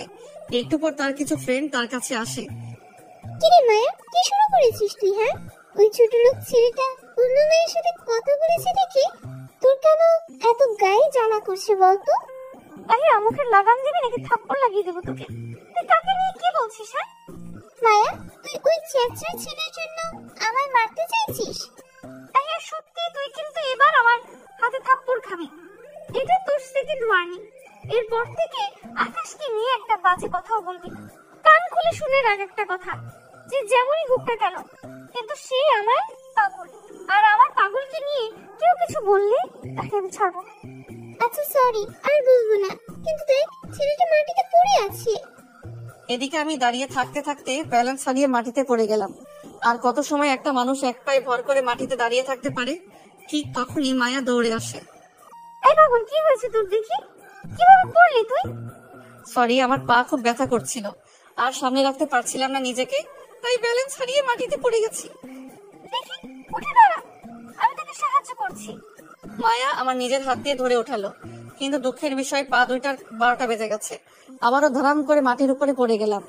আমার এই অবস্থা দেখে মায়াও মাটিতে বসে গেল। ও আল্লাহ, আর পারছি না। আই পাগল, তুই কেন অমনটা করতে গেলি বলতো? তুই অমনটা করলে আমার রাগ উঠিয়ে দিলি, পরিশেষে এখন তোর এই কষ্ট হচ্ছে। সত্যি আমি ভুল করে ফেলেছি, আর কখনো করব না। আর কখনো করলে কিন্তু একদম জানে মেরে ফেলবো। আসো দেখি, কাছে আসো বলে এক টান দিয়ে আকাশকে তার কাছে নিয়ে গেল। তারপর জড়িয়ে ধরে পাগলের মতো চুমু খেতে শুরু করলো। মেয়েটার কাণ্ড দেখে পুরো থ হয়ে আছি। কি করছে কি মেয়েটা? সে আমার সবার সামনে জড়িয়ে ধরে চুমু খাচ্ছে। শোন, তুই আমার পাগল, কোনো কোনো মেয়ের দিকে যেন তোর নজর না যায়। আর শাস্তি দেওয়ার জন্য সরি, খুব কষ্ট হয়েছে তোর, তাই না? এই যে আমি আদর করে দিলাম, দেখবি সব কষ্ট দূর হয়ে যাবে। মেয়েটার কথা শুনে ভিতরে যেন প্রবল গতিতে তুফান বইছে। সত্যি কি সে আমাকে ভালোবাসে? তার কথার ইঙ্গিত তো সেরকমটাই করছে। না, একটু শিওর হওয়া দরকার। আচ্ছা, একটা কথা বলি আপনাকে। হ্যাঁ বল। আমি কি আপনার কপালে একটা চুমু খেতে পারি? আই পাগল ছিলে, সেটার জন্য কি আবার অনুমতি লাগবে নাকি? হ্যাঁ, তোর যেখানে ইচ্ছে হয় তুই চুমু খা। এবার পুরো থরথর করে কাঁপতে শুরু করলাম, কিন্তু চুমু তো আমি খাবই, কারণ সে আমার মনে জায়গা করে নিয়েছে। দাঁত মুখ খিচে একটা চুমু বসিয়ে দিলাম মায়ার গালে। সে আমায় আরো শক্ত করে জড়িয়ে ধরলো। মায়ার সাথেই সকলেই তো অবাক। এই, তোরা কি খোলা মাঠে এভাবে রোম্যান্স করবি? আরে ধুর না, আমার পাগলটা একটু চুমু খেতে চেয়েছে আমায়, তাই একটু চুমু খেতে দিয়েছি। ওর চুমু খাওয়া শেষ হলে চল বাড়ি যাবো। হ্যাঁ চল। আর পাগল শোনো, সোজা বাড়ি চলে যাবে গাড়ি করে, রাস্তায় কোনো এদিক ওদিক করবে না। আচ্ছা। তারপর মায়া তার বান্ধবীদের সাথে চলে গেল। এদিকে আমি রিক্সা নিয়ে সোজা বাসায় এসে রোজের মতন খেয়ে দিয়ে জম্পেশ একটা ঘুম দিলাম। বিকেল বেলায় ঘুম ভাঙলো ফোনের আওয়াজে। বালিশের পাশ থেকে ফোনটা হাতে নিয়ে দেখি অচেনা একটা নাম্বার। আমি ফোনটা রিসিভ করে সালাম দিলাম। এই আকাশ, কি করছিস তুই? কণ্ঠ শুনে বুঝতে পারলাম মায়া ফোন দিয়েছে। আসলে একটু ঘুমিয়েছিলাম, আপনার ফোন পেয়ে ঘুম ভাঙলো। শোন, তাড়াতাড়ি উঠে ফ্রেশ হয়ে কলেজের সামনে চলে আয়, আমি গাড়ি নিয়ে সেখানে ওয়েট করছি। কোনো কাজ আছে কি? সেটা আসলেই দেখতে পারবি, তুই তাড়াতাড়ি আয়। আচ্ছা। ফোন রেখে দিয়ে তাড়াতাড়ি রেডি হয়ে কলেজের সামনে চলে গেলাম। সেখানে গিয়ে দেখি মায়া গাড়ি নিয়ে দাঁড়িয়ে আছে। আয়, গাড়িতে ওঠ। আমি চুপচাপ গাড়িতে উঠে বসলাম। সে আমাকে ড্রাইভ করে নিয়ে গিয়ে শপিং মলের সামনে দাঁড় করালো। চল ভেতরে চল, তোর জন্য কিছু কেনাকাটা করবো।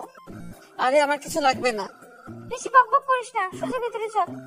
আচ্ছা, কি আর করা, সে আমায় জোর করে শপিং মলে নিয়ে গেল, তারপর অনেক কয়টা শার্ট প্যান্ট কিনে দিল। কেনাকাটা শেষ করে রেস্টুরেন্টেও নিয়ে গেল খাবার জন্য। রাত বাজে 9টা, খাওয়া দাওয়া শেষ করে বাড়ি ফিরবো। তখনই হঠাৎ মাঝপথে ছিনতাইকারী আমাদের গাড়ি আটকায়। তারা মায়ার কাছ থেকে ব্যাগ কেড়ে নিতে চায়। মায়াও জোরাজোরি শুরু করে। সে কোনো মতেই তার ব্যাগ দিবে না। আমি গাড়ি থেকে নেমে তাদের আটকাতে গেলে পিছন থেকে কেউ একজন আমার পেটে ছুরি মেরে দেয়। তারপর তারা মায়ার ব্যাগ নিয়ে সেখান থেকে পালিয়ে যায়, আর আমি সাথে সাথে মাটিতে লুটিয়ে পড়লাম। এরপর আর কিছু মনে নাই। 3 দিন পর আমার জ্ঞান ফিরে। জ্ঞান ফেরার পর নিজেকে আবিষ্কার করলাম হসপিটালের বেডের মধ্যে। পাশ থেকে মায়া বসে ফুপিয়ে ফুপিয়ে কান্না করছে। সে আমার জ্ঞান ফিরেছে দেখতে পেয়ে, এই, তুই ঠিক আছিস তো? হ্যাঁ ঠিক আছি, কিন্তু আপনি এভাবে কান্না করছেন কেন? কান্না করবো না তো কি করবো? হ্যাঁ, আজ 3 দিন পর তোর জ্ঞান ফিরেছে। মায়ার কথা শুনে থতমত খেয়ে গেলাম। কি বলছে আমার 3 দিন পর জ্ঞান ফিরেছে? ইন্না লিল্লাহ। তার মানে আজ 3 দিন ধরে মেয়েটা আমার সাথে হসপিটালে। ও আল্লাহ, রক্ষা করো তুমি। আমার মাথা পুরো জ্যাম হয়ে গেছে মেয়েটার কথা শুনে। প্লিজ আপনি শান্ত হন, আমি ঠিক আছি, আমার কিছুই হয়নি। তোর কত বড় চোট লেগেছে, তাও বলছিস তোর কিছু হয়নি? বান্দর ছেলে কোথাকার। আমার সত্যি কিছু হয়নি, একদম ঠিক আছি আমি। তাও মেয়েটা কান্না করে যাচ্ছে। অনেক কষ্টে বুঝিয়ে শুনিয়ে কান্না থামালাম। এইভাবে আরো 2 দিন কেটে গেল হসপিটালে। মেয়েটার সেবা যত্ন দেখে মনের ভিতরে একদম পাকাপোক্ত জায়গা করে নিয়েছে সে। সে আমার দেখাশোনায় কোনো রকমের কমতি রাখেনি। সেদিন রাতেই তার কিছু ফ্রেন্ড আমায় দেখতে আসে হসপিটালে। তারা দেখে অনেকটা আফসোস করে। মায়া তুই থাক, আমরা চলে যাচ্ছি, পরে আবার সময় করে আসবো নে। আচ্ছা চল, তোদের এগিয়ে দিয়ে আসি। আকাশ, তুমি শুয়ে থাকো, আমি তাদেরকে এগিয়ে দিয়ে আসি। আচ্ছা। মায়া তাদের এগিয়ে দিতে গেছে, আর আমি বেডের মধ্যে শুয়ে আছি। এভাবে ঘন্টাখানিক হয়ে গিয়েছে, কিন্তু মায়া এখনো আসছে না। কি রে, মেয়েটা এখনো আসছে না কেন? এত সময় হয়ে গেল, তার তো এসে যাওয়ার কথা। সেই রাতে মায়া আর ফিরে আসলো না। মনের ভিতরে ভয় কাজ করতে শুরু করলো মায়ার জন্য। আল্লাহ জানে মেয়েটা না বলে কোথায় চলে গিয়েছে। তাও অপেক্ষা করতে লাগলাম। এভাবে আরো 2 দিন হয়ে গেল হসপিটালে, কিন্তু মায়া সেই যে গেছে আর ফিরে আসেনি। না, এবার যেন টেনশনে মাত্রা আরো বেড়ে গেল। হসপিটাল থেকে রিলিজ নিয়ে এই অসুস্থ শরীরে মায়াকে খুঁজতে বের হয়ে গেলাম, কিন্তু কোথাও পেলাম না তাকে। চারদিকে খোঁজ লাগিয়েছি মায়ার, কিন্তু কেউ কোনো তথ্য দিতে পারলো না। তবে একজন বলল তাকে নাকি ড্যান্স বারে দেখে এসেছে একটু আগে। তাড়াতাড়ি ড্যান্স বারের ঠিকানা নিয়ে সেখানে চলে গেলাম, কিন্তু সেখানে গিয়েও পেলাম না। নিরাশ হয়ে বাসার দিকে ফিরে আসতে ধরলাম, কিন্তু হঠাৎই মাঝপথে মায়ার গাড়ি দেখতে পেলাম। মায়া আর তার কিছু ফ্রেন্ড পথের সাইডে গাড়ি দাঁড় করিয়ে আড্ডা মারছে। তাড়াতাড়ি মায়ার কাছে চলে গেলাম। গিয়ে দেখি মায়া হেসে হেসে আড্ডা মারছে। এই মায়া, আপনি আমায় হসপিটালে ফেলে রেখে কোথায় হারিয়ে গেলেন? এই, তুই এখানে কি করছিস? হ্যাঁ, আপনার খোঁজ করতে এসেছি। আপনি কি কাজটা ঠিক করলেন? আপনি আমায় হসপিটালে এইভাবে ফেলে রেখে চলে আসলেন। ভালোবাসার মানুষকে কি এইভাবে কেউ ফেলে রেখে চলে আসে? এই বেয়াদব, তোর মাথাটা কি খারাপ হয়ে গেছে নাকি? হ্যাঁ, যে তোকে নিয়ে সারাদিন আমার পড়ে থাকতে হবে। মায়া, পড়ে থাকতে হবে না ঠিক, কিন্তু এভাবে ফেলে রাখলেও চলে না, কারণ ভালোবাসার মানুষটাকে সবসময় আগলে রাখতে হয়। এই ছোট লোক, কোন ছোটের ভালোবাসার কথা বলছিস? হ্যাঁ, আর তোকে কে ভালোবাসে? এভাবে বলছেন কেন? আপনি না আমায় ভালোবাসেন? ফালতু আলাপ একদম কমিয়ে কর। তোকে কোনো ভালো টালো বাসি না আমি। যে ছেলে নিজের রক্ষা নিজে করতে পারে না, সে আবার আমার রক্ষা কি করবে? আমার বান্ধবীরা অনেক আগেই বলেছিল যে তুই আমাকে সামলে রাখার মুরদ নাই, কিন্তু তারপরও আমি তাদের কথা না শুনে তোকে ভালোবেসেছি। আর পরে শেষে সবকিছু মিলিয়ে দেখলাম তুই আমার যোগ্যই না। তো যা এখান থেকে, আর আমাদেরকে আমাদের মতন আড্ডা দিতে দে। আপনি এসব কি বলছেন? ধুর, তুই আসলে একটা তারা। আমি কি বলেছি সেটা তুই ভালো করে শুনতে পেয়েছিস? তাও কেন ফালতু মার্কা প্রশ্নগুলো করছিস জানোয়ার? এই, তোরা চল তো, এখানে থাকলে ছোট লোকটা মাথা খারাপ করে দিবে। আমি মায়ার কথা শুনে ধ্রাম করে মাটিতে বসে গেলাম। ভালোবাসার মানুষটার কাছে সব শুনবো তা কখনো আশা করিনি। পুরো দুনিয়াদারি যেন বেসাদ হয়ে গিয়েছে আমার। মাটির উপরে বসে চোখের পানি ছেড়ে অঝরে কান্না করতে শুরু করলাম। চোখ দুটো যেন আজ নহরে পরিণত হয়ে গেছে। কান্না করতে করতে পুরো অজ্ঞানের মতন হয়ে গেলাম। পেটে বিশাল আকারের পেইন করছে। নিজেকে আর স্থির রাখতে পারলাম না। রাস্তার পাশে পাগলের মতন লুটিয়ে পড়লাম। মনে হচ্ছে যেন কোনো এক নৈশাক্ত পাগল নেশা করে রাস্তায় পড়ে আছে। ধীরে ধীরে চোখের পাতা দুটো মিলে গেল, আর আমি হারিয়ে গেলাম অজানা কোনো রাজ্যে। যখন চোখ খুললাম তখন নিজেকে আবিষ্কার করলাম বিছানায় শুয়ে আছি। আশেপাশে অনেক মানুষ গমগম করছে। ভাই আপনি ঠিক আছেন তো? হঠাৎ আপনার কি হয়েছিল যে আপনি পথের মাঝে ছিলেন? পরে আমরা আপনাকে ধরে মামার দোকানে নিয়ে আসলাম, আপনি এখন তার দোকানে শুয়ে আছেন। লোকটার কথা শুনে মায়ার কথা মনে পড়লো। মায়া আমায় ছেড়ে চলে গিয়েছিল, পরে আমি রোডের মাঝেই অজ্ঞান হয়ে পড়ি। কি হলো ভাই, কথা বলছেন না যে? আপনি ঠিক আছেন তো? হ্যাঁ ভাই, আমি ঠিক আছি। আর ধন্যবাদ আমাকে সাহায্য করার জন্য। ভাই ধন্যবাদের কিছু নেই, আমাদের দায়িত্ব ছিল আপনার পাশে দাঁড়ানো, আর আমরা সেটাই করেছি। লোকগুলো সত্যি অনেক ভালো। তাদের সাথে কথাবার্তা বলে সেখান থেকে চলে এলাম। অনেক রাত হয়ে গিয়েছে। এই অসুস্থ শরীর নিয়েই বাসায় ফিরে গেলাম। লোকগুলো আমায় অনেকটা পথ এগিয়ে দিয়ে গেল। আমি বাসায় এসে সেভাবে শুয়ে পড়লাম। শুয়ে শুয়ে মায়ের কথা ভাবছি। মেয়েটা হুট করে আমার সাথে এমন পোল্টি খেলো কেন? সবকিছু তো ঠিকঠাকই ছিল না। আমার মনে হয় তার বান্ধবীরা কান পড়িয়েছে তাকে, তাই সে এমন ধারা আচরণ করছে। না, কালকে যেভাবেই হোক কলেজে গিয়ে মায়ার সাথে কথা বলবো, তারপর সব ঠিক করে নিব আগের মতন। পরের দিন সকালবেলা ঘুম থেকে উঠে ফ্রেশ হয়ে নিলাম, তারপর কলেজে চলে গেলাম। আজ কোনো ব্যাগ ট্যাগ নেইনি, কারণ আজ ক্লাস করব না। মায়ার সাথে কথা বলে বাড়িতে চলে আসবো। কলেজে গিয়ে দেখি মায়া তার বন্ধুদের সাথে আড্ডা দিচ্ছে। আমি তার কাছে এগিয়ে গেলাম। আপনার সাথে আমার একটু কথা ছিল। ছোট লোক, তুই আবার আমার সামনে এসেছিস? তোর কপালে শনি ঘুরাচ্ছে কিন্তু। আপনি এমন করছেন কেন? প্লিজ আমার সাথে ঠিক করে কথা বলেন না। না, তোর মতন ছোট লোকের সাথে কোনো কথাই নেই। আর তাছাড়া তোর কোনো যোগ্যতাই নেই আমার সাথে কথা বলার। তো চললাম আমি। ছপ করে মায়ের হাত ধরে ফেললাম। প্লিজ আপনি এমন করিয়েন না। আমি আপনাকে খুব বেশি ভালোবাসি। আমি আপনাকে ছাড়া থাকতে পারবো না। জানোয়ারের বাচ্চা, তোর কত বড় সাহস যে তুই আমার হাত ধরিস? বলে পা থেকে জুতা খুলে আকাশের গালে মেরে দেয়। কি মনে করেছিস তুই, হ্যাঁ? যে তোর সাথে একটু ভালো করে কথাবার্তা বলেছি দেখে তোকে ভালোবাসি আমি? যদি এমনটা ভাবিস তাহলে ভুল করবি তুই, কারণ তোর যোগ্যতাই নেই আমার সাথে কথা বলা। সেখানে তো রিলেশন করা অনেক পরের কথা। জানোয়ার, নিজের চেহারা একবার আয়নায় দেখেছিস তুই ভালো করে? দেখতে লাগে পুরো ছোট লোকের মতো। মনে হয় যেন জমিন থেকে হাল চাষ করে উঠে এসেছিস। আর তুই চলে এসেছিস আমার ভালোবাসতে, আমার উপকার করায় একটু ভালো ব্যবহার করেছি দেখিস, সেটা কি তুই ভালোবাসা মনে করে বসেছিস? হ্যাঁ, আমি জানি আপনি আমায় ভালোবাসেন। কোনো কারণে হয়তো আপনি আমার উপরে রাগ করে এমন ব্যবহার করছেন। প্লিজ এমন করিয়েন না। আসলে তোর লজ্জা শরম নেই। আশেপাশে সবাই তোর দিকে তাকিয়ে আছে, তাও তুই ভালোবাসা ভালোবাসা করে যাচ্ছিস। দাঁড়া, তুই ভিতর থেকে ভালোবাসার ভূত বের করছি। একটু ওয়েট কর, নীলাদেরকে ফোন লাগাচ্ছি। মায়া পকেট থেকে ফোনটা বের করে নিলয় না কাকে যেন ফোন দেয়, আর আমি অসহায়ের মতন দাঁড়িয়ে আছি। এই নিলয়, কোথায় রে তোরা? তাড়াতাড়ি একটু আয় তো কলেজ মাঠে। বদমাস একটা অনেক বেড়েছে, তাকে একটু টাইট দিতে হবে। মায়া ফোন করার মিনিট কয়েকের মধ্যেই নিলয় নাকে সে চলে আসে, সাথে আরো অনেক ছেলে পেলে। তারা আমায় কলার ধরে টানতে টানতে সেদিনের রুমটাতে নিয়ে যায়, যেখানে মায়া আর তার ফ্রেন্ডরা মিলে আমায় মেরেছিল। সেখানে নিয়ে ইচ্ছে মতন মারতে শুরু করে সবাই মিলে আমায়। তাদের সাথে মিলে মায়াও আমার গায়ে অনেক কয়টা হিট করে। আমি মরার মতন মাটিতে পড়ে পড়ে মার খাচ্ছি, কিন্তু তাদের মনে কোনো মায়া দয়া নেই। তারা আমায় পাষাণের মতন মেরেই চলেছে। এক পর্যায়ে গিয়ে মায়া আমার তলপেট বরাবর সজোরে এক লাথি মারে। সাথে সাথে মাগো বলে চিৎকার করে উঠলাম। আমার দুনিয়াদারি যেন অন্ধকার হয়ে আসছে পুরো।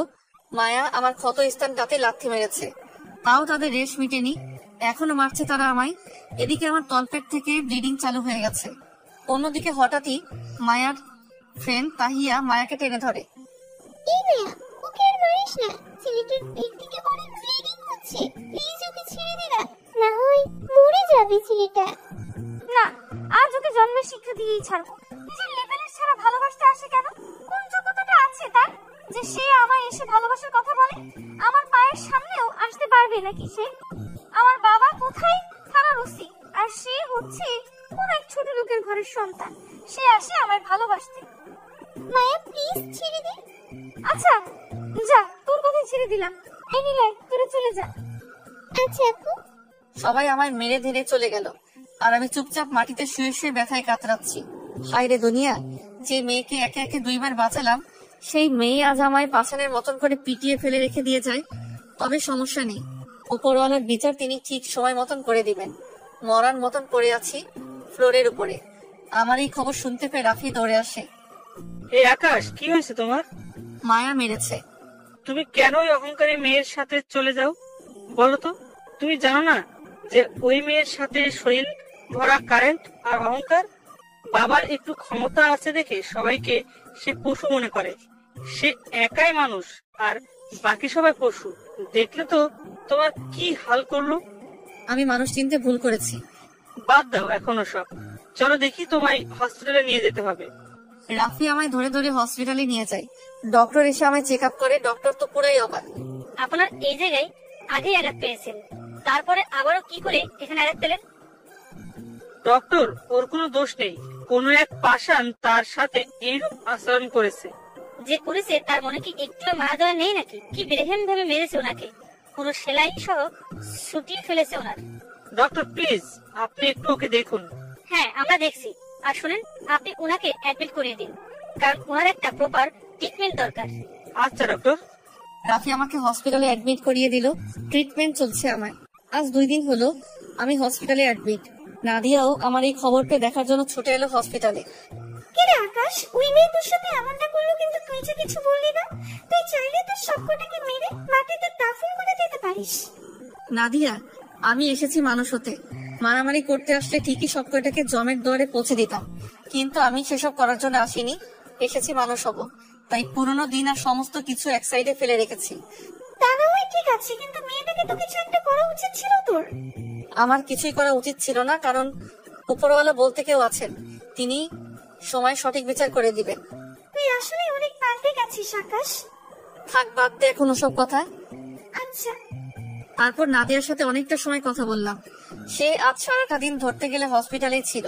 রাফিও আমার সাথে অনেকটা সময় কাটায়, কিন্তু নাদিয়া যখন ছিল তখন সে ছিল না। এভাবেই সপ্তাহখানি কেটে গেল। রাফি আমার দেখাশোনায় কোনো কমতি রাখেনি। এদিকে নাদিয়াও আমার দেখাশোনার জন্য হসপিটালে চলে আসতো। আমি নাদিয়ার সাথে রাফির পরিচয় করিয়ে দিলাম। 3 জনের মাঝে বেশ একটা বন্ধুত্ব হয়ে গেল। আমি রাফিকে আমার সম্পর্কে কিছু বলতে না করেছি নাদিয়াকে। সেও আমার বিষয় লুকিয়ে যায়। আলহামদুলিল্লাহ, কিছুদিনের মাথায় সেরে উঠি আমি।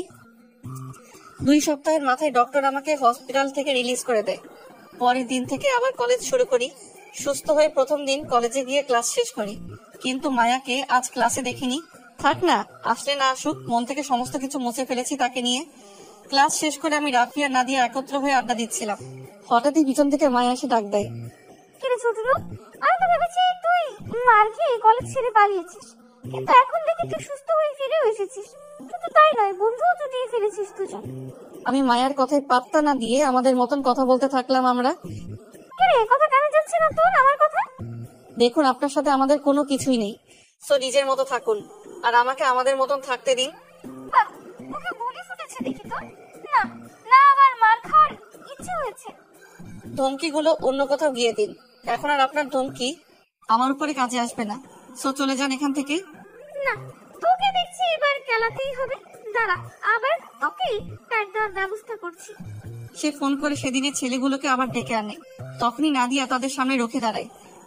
আকাশের গায়ে যদি আর একটা টোকা লাগে তাহলে কিন্তু সব কটার অবস্থা আমি খারাপ করে দেবো। মাথায় রেখো, আমার বাবাও কিন্তু ক্ষমতার কম নেই। সব কয়টার পিঠে ছাল আমি তুলে দেবো।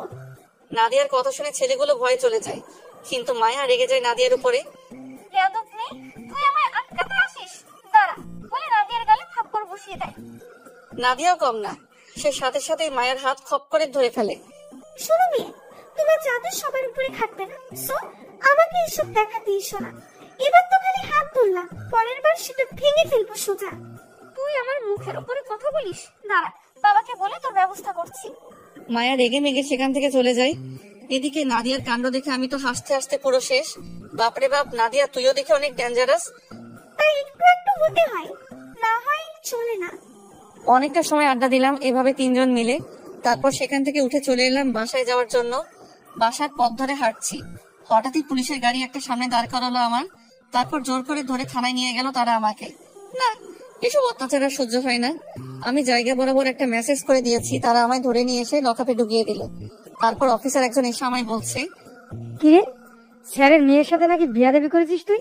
তিনার মেয়ে আমাকে ফোন করেছে, সাহস অনেক বেড়েছে তোর। তোকে আজকে জন্মের মতো শিক্ষা দিয়ে ছাড়বো। এরপর আর কখনো মেয়ের সাথে বিয়াদবি করার কথা মাথায় আনবি না।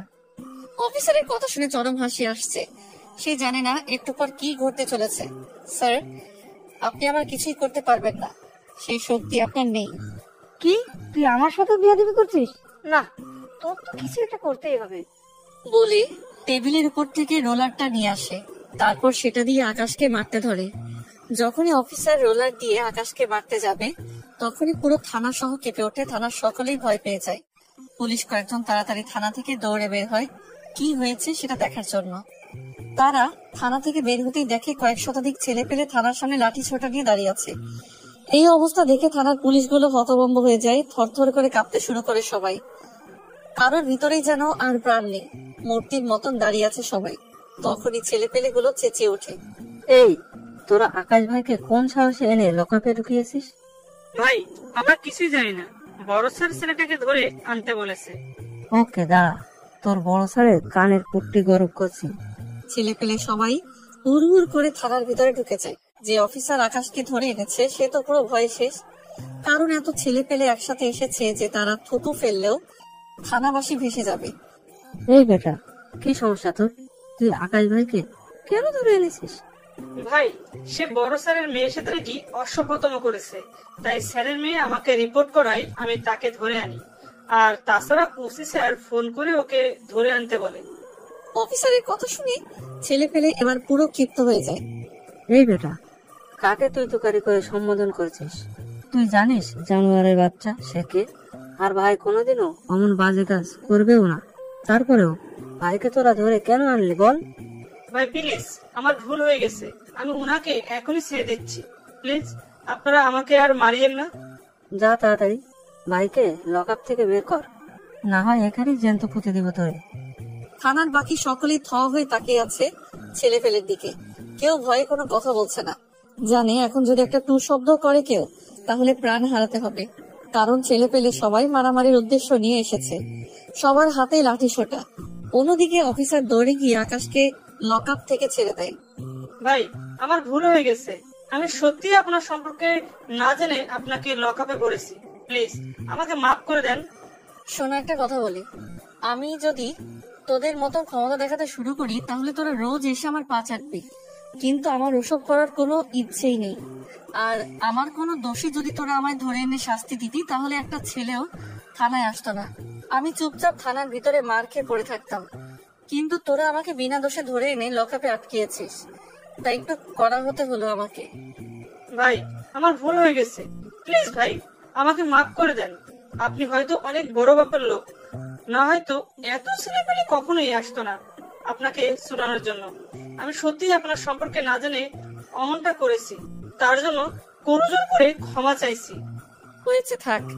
এই তোরা সবাই চল, এখানে আর কোনো ধরনের হাঙ্গামা করিস না। আচ্ছা ভাই। আকাশের কথা মতন সবাই বের হয়ে গেল, সাথে আকাশও বের হয়ে গেল। আর কোনো হাঙ্গামাই করলো না তারা। আকাশের এক কথায় সবাই যেন শান্ত হয়ে গেছে। আকাশের কথা শুনে সবাই সবার মতন চলে যায়। অন্যদিকে তার কিছুক্ষণ পরেই মায়ার বাবা থানায় প্রবেশ করে। মাহমুদ সাহেব, আমার মেয়ের সাথে যে বেটা বিয়াদবি করছিল সে কোথায়?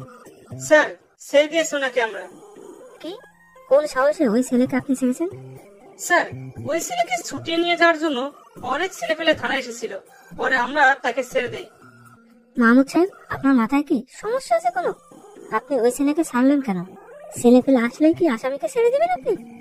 স্যার প্লিজ, আপনি বোঝার চেষ্টা করুন, তখনকার পরিস্থিতিতে আমরা ছিলাম। আজ আমরা প্রাণে বেঁচে গিয়েছি, ছেলেটাকে না ছাড়লে সত্যি আমরা মারা পড়তাম। মাহমুদ সাহেব, আপনার মতন ফালতু লোক এই জীবনে প্রথম দেখলাম। আমার মেয়ের সাথে যেই ছেলে বিয়াদবি করে তাকে আপনি ছেড়ে দেন? কত বড় খাটাস প্রকৃতির লোক আপনি! নাকি টাকা খেয়ে ছেড়ে দিয়েছেন তাকে? না স্যার, অমন কিছু নয়। তাহলে ছাড়া তো কোনো কারণই দেখছি না। আর মায়ের কথা মতো সেই ছেলে একটা ভিখারি, তারা তো ক্ষমতা নেই যে তাকে ছুটানোর জন্য ছেলে পেলে থানায় দল বেঁধে আসবে। না, এর পিছনে অন্য কোনো কারণ আছে। আমি শিওর আপনি টাকা খেয়ে ওকে ছেড়েছেন। স্যার বিশ্বাস করুন, আমি ওসব কিছুই করিনি। এই রাখেন আপনার বিশ্বাসের কথা। আপনার বিশ্বাসের খাতায় আমি থুতু পারি। আজকের কৃতিকর্মের জন্য আপনাকে আমি এমন জায়গায় পোস্টিং করবো যে আপনি ভেবেও পাবেন না। আজই আপনার বিষয়ে উপরে কথা বলবো আমি। আর এই ছেলেকে তো আমি দেখে ছাড়বো। ওকে টেনে এসে যদি লকআপে এনে না ঢুকিয়েছি তাহলে আমিও বাপের বেটা না। মায়ার বাবার কথা শুনে মাহবুব সাহেব চুপ করে আছেন। এদিকে আকাশ বাড়ি পৌঁছে যায়। ঝামেলা শেষ করে বাড়িতে এসে শুয়ে পড়েছি। আজ খাওয়া দাওয়া করার কোনো ইচ্ছেই নেই, কারণ বেইমান কথা খুব করে মনে পড়ছে। কি করে পারে সে আমার সাথে এমনটা করতে? একে একে দুইবার তার প্রাণ বাঁচিয়েছে, কিন্তু পরিশেষে সে আমার প্রাণ নিতে উঠে পড়ে লেগেছে। আর তাছাড়াও আমাকে তো তার সহ্য হয় না ছোট লোক দেখে, আর আমিও তো তার সামনে যাই না। কিন্তু তারপরও মেয়েটা আমার উপরে কিসের রেশ ওঠাতে চাই? কি এমন করেছি আমি তার সাথে? মাথায় যেন কিছুই কাজ করে না। না, আর ভাবতে পারছি না আমি। এসব ভাবা বাদ দিয়ে ঘুমিয়ে পড়লাম। বিকেল বেলায় ঘুম থেকে উঠতেই নাদিয়ার ফোন। আকাশ, কোথায় রে তুই? বাসায়। কেন? তুই একটু আমার বাসায় আয় তো। আব্বু তোর সাথে দেখা করতে চেয়েছে। আমি আব্বুকে জানিয়েছি যে তুই আমার কলেজেই পড়িস, সো তিনি তোর সাথে দেখা করতে চেয়েছে। আচ্ছা ঠিক আছে, কিন্তু আমি তো তোর বাসা চিনি না। সমস্যা নেই, আমি ঠিকানা ইনবক্স করছি, তুই চলে আয়। আচ্ছা। তারপর ফ্রেশ হয়ে নাদিয়ার দেওয়া ঠিকানা মতন ওর বাড়িতে চলে গেলাম। গিয়ে ওর আব্বুর সাথে দেখা করলাম। উনি আমাকে অনেক আগে থেকেই চিনেন, শুধু আমাকেই নয়, আমার পুরো পরিবারকে চিনেন। বাবা কেমন আছো? জি আঙ্কেল, ভালো। আপনি? এই তো বাবা, আল্লাহ রেখেছে। আচ্ছা, আমি শুনলাম তুমি নাকি নাদিয়ার কলেজেই পড়ো। জি আঙ্কেল। যাক, তাহলে ভালোই হয়েছে।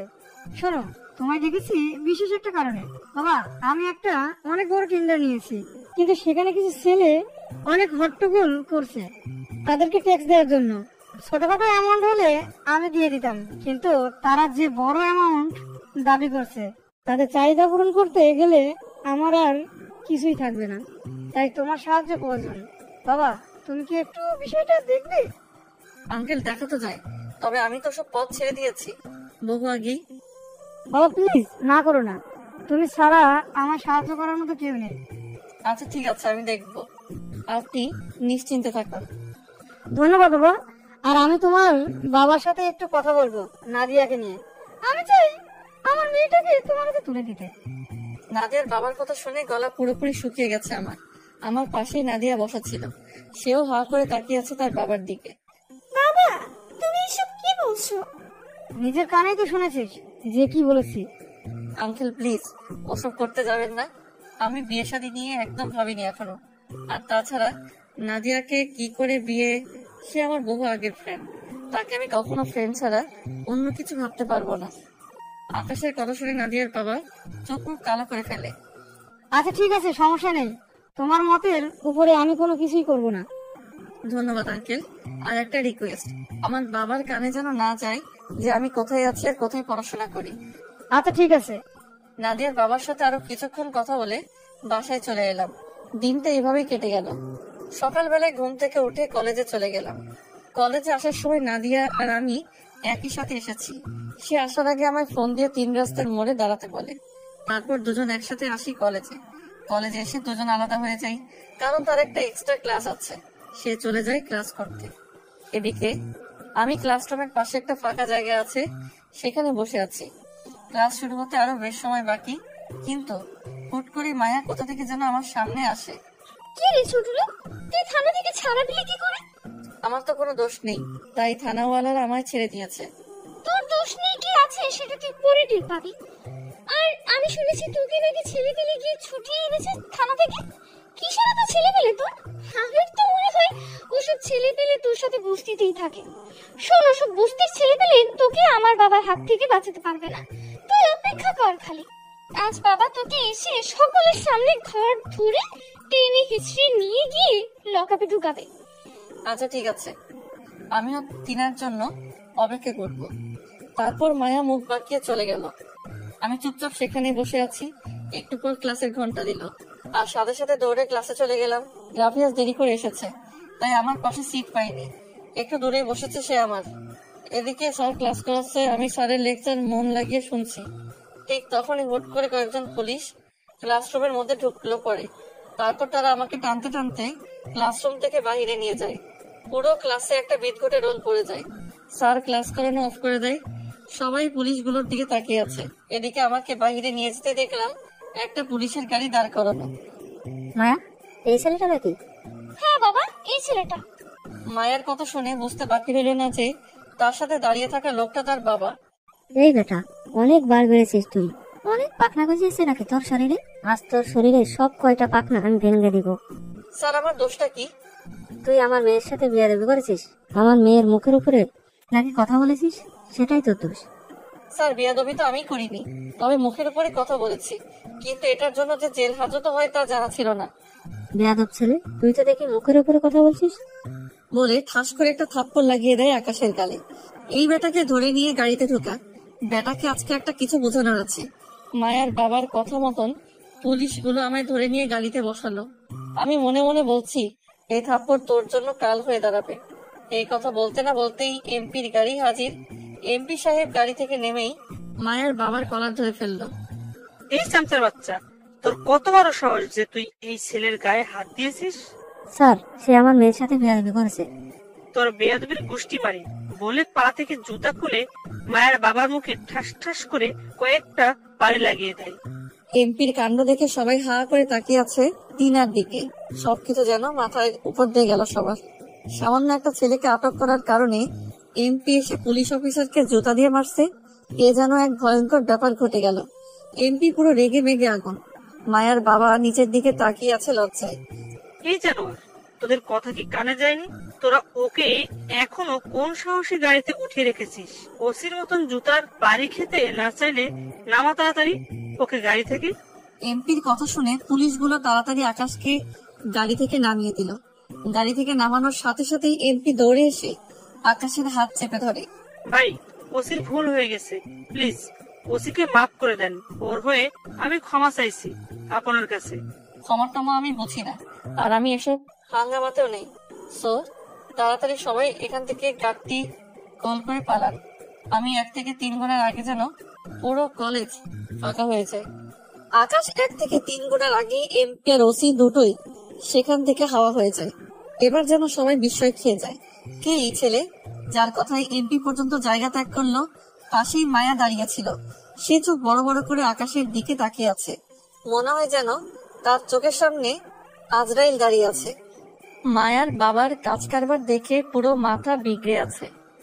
ইচ্ছে করছিল কয়েকটা ঠাটিয়ে লাগাতে, কিন্তু নিজেকে শান্ত করে রাখলাম, কারণ এমনিতেই এমপি সাহেব এসে সবার চোখ কপালে উঠিয়ে দিয়েছে। এদিকে তার উপরে আমি যদি কিছু করি তাহলে সেটা একটা বিশ্রী ব্যাপার হয়ে যাবে। তাই নিজেকে সামনে নিলাম। সবাই এখনো চোখ বড় বড় করে আমার দিকে তাকিয়ে আছে। আমি চুপচাপ সেখান থেকে ক্লাসে চলে এলাম। পুরো ক্লাস নিস্তব্ধ হয়ে আছে। অন্যদিকে মায়া এখনো সেই জায়গায় ভেবাচাকা খেয়ে দাঁড়িয়ে আছে। ছোট লোক, তোকে আমি দেখে ছাড়বো। আমার বাবাকে অপমান করা, এটার কড়া প্রতিশোধ আমি নিব। কিন্তু ওকে বাঁচাতে এমপি সাহেব কেন আসলো কলেজে? না, এটা হয়তো কোনো কাকতালীয় ব্যাপার হবে। আর না হয় এই ছেলে হয়তো এমপির উপকার করেছিল কোনো সময়, না হয় এমপির ছেলে এলে। কিন্তু আমি তো তাকে কেলিয়েই ছাড়বো। মায়ের কতটুকু ক্ষমতা সেটা তুই সুযোগ মতন দেখে নিতে পারবি। আর তোর মতন ছোট লোককে সাহায্য করতে আমার বেশি সময় লাগবে না, খালি সময়ের অপেক্ষায় আছি। আমি ক্লাসে বসে আছি। স্যার আবার লেকচার শুরু করেছে, কিন্তু ক্লাসের কারোর কোনো মন নেই ক্লাসের প্রতি। সবাই আমার দিকে বাঁকা চোখে তাকিয়ে আছে, বিশেষ করে রাফি। দেখতে দেখতে স্যারের ঘন্টা শেষ। ঘন্টা শেষ করে স্যার রুম থেকে বের হতে না হতেই সবাই আমার উপরে ঝাঁপিয়ে পড়লো। রাফিও আমার উপরে ঝাঁপিয়ে পড়েছে। এই আকাশ, তোমাকে বাঁচানোর জন্য এমপি সাহেব কেন আসলো রে? তুমি কে সত্যি করে বলো তো। রাফির প্রশ্ন শুনে কি বলবো মাথায় কাজ করছে না। সবকিছু যেন আউলে যাচ্ছে। তাও কোনো একটা মিথ্যা বানিয়ে বলে দিলাম যে একটা সময় ওনার দলের ছেলেপেলেদের সাথে কাজ করতাম, তাই উনি আমাকে বাঁচাতে এসেছে। কিন্তু তাই বলে তোমার কথা মতন তারা চলে যাবে? আরে সেটা হয়তো ভালোবাসার খাতিরে করেছে। ও, তাহলে ঠিক আছে।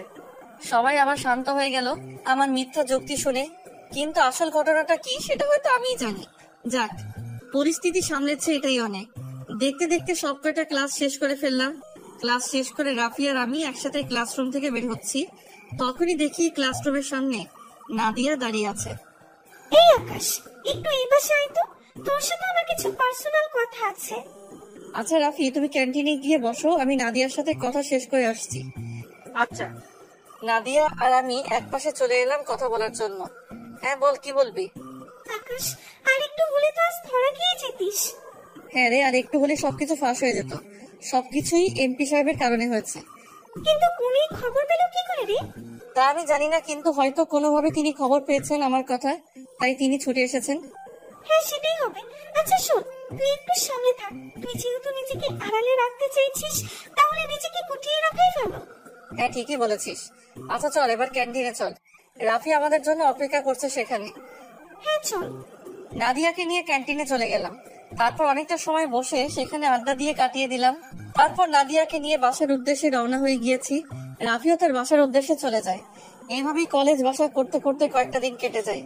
এর মধ্যে একটা জিনিস লক্ষ্য করলাম, আমরা তিনজন যখন বসে আড্ডা দেই তখন মায়া আমাদের আশেপাশে ঘুরঘুর করে। একদিন এভাবে ক্লাস শেষ করে আড্ডা দিচ্ছিলাম, ঠিক তখনই মায়া এসে আমার গা ঘেঁষে বসে পড়ে। এই আপনি এখানে কেন? ইচ্ছা হয়েছে এসেছি। আপনার ইচ্ছে হলে সেটা অন্য জায়গায়, কিন্তু আমার সাথে কেন বসতে হবে আপনার?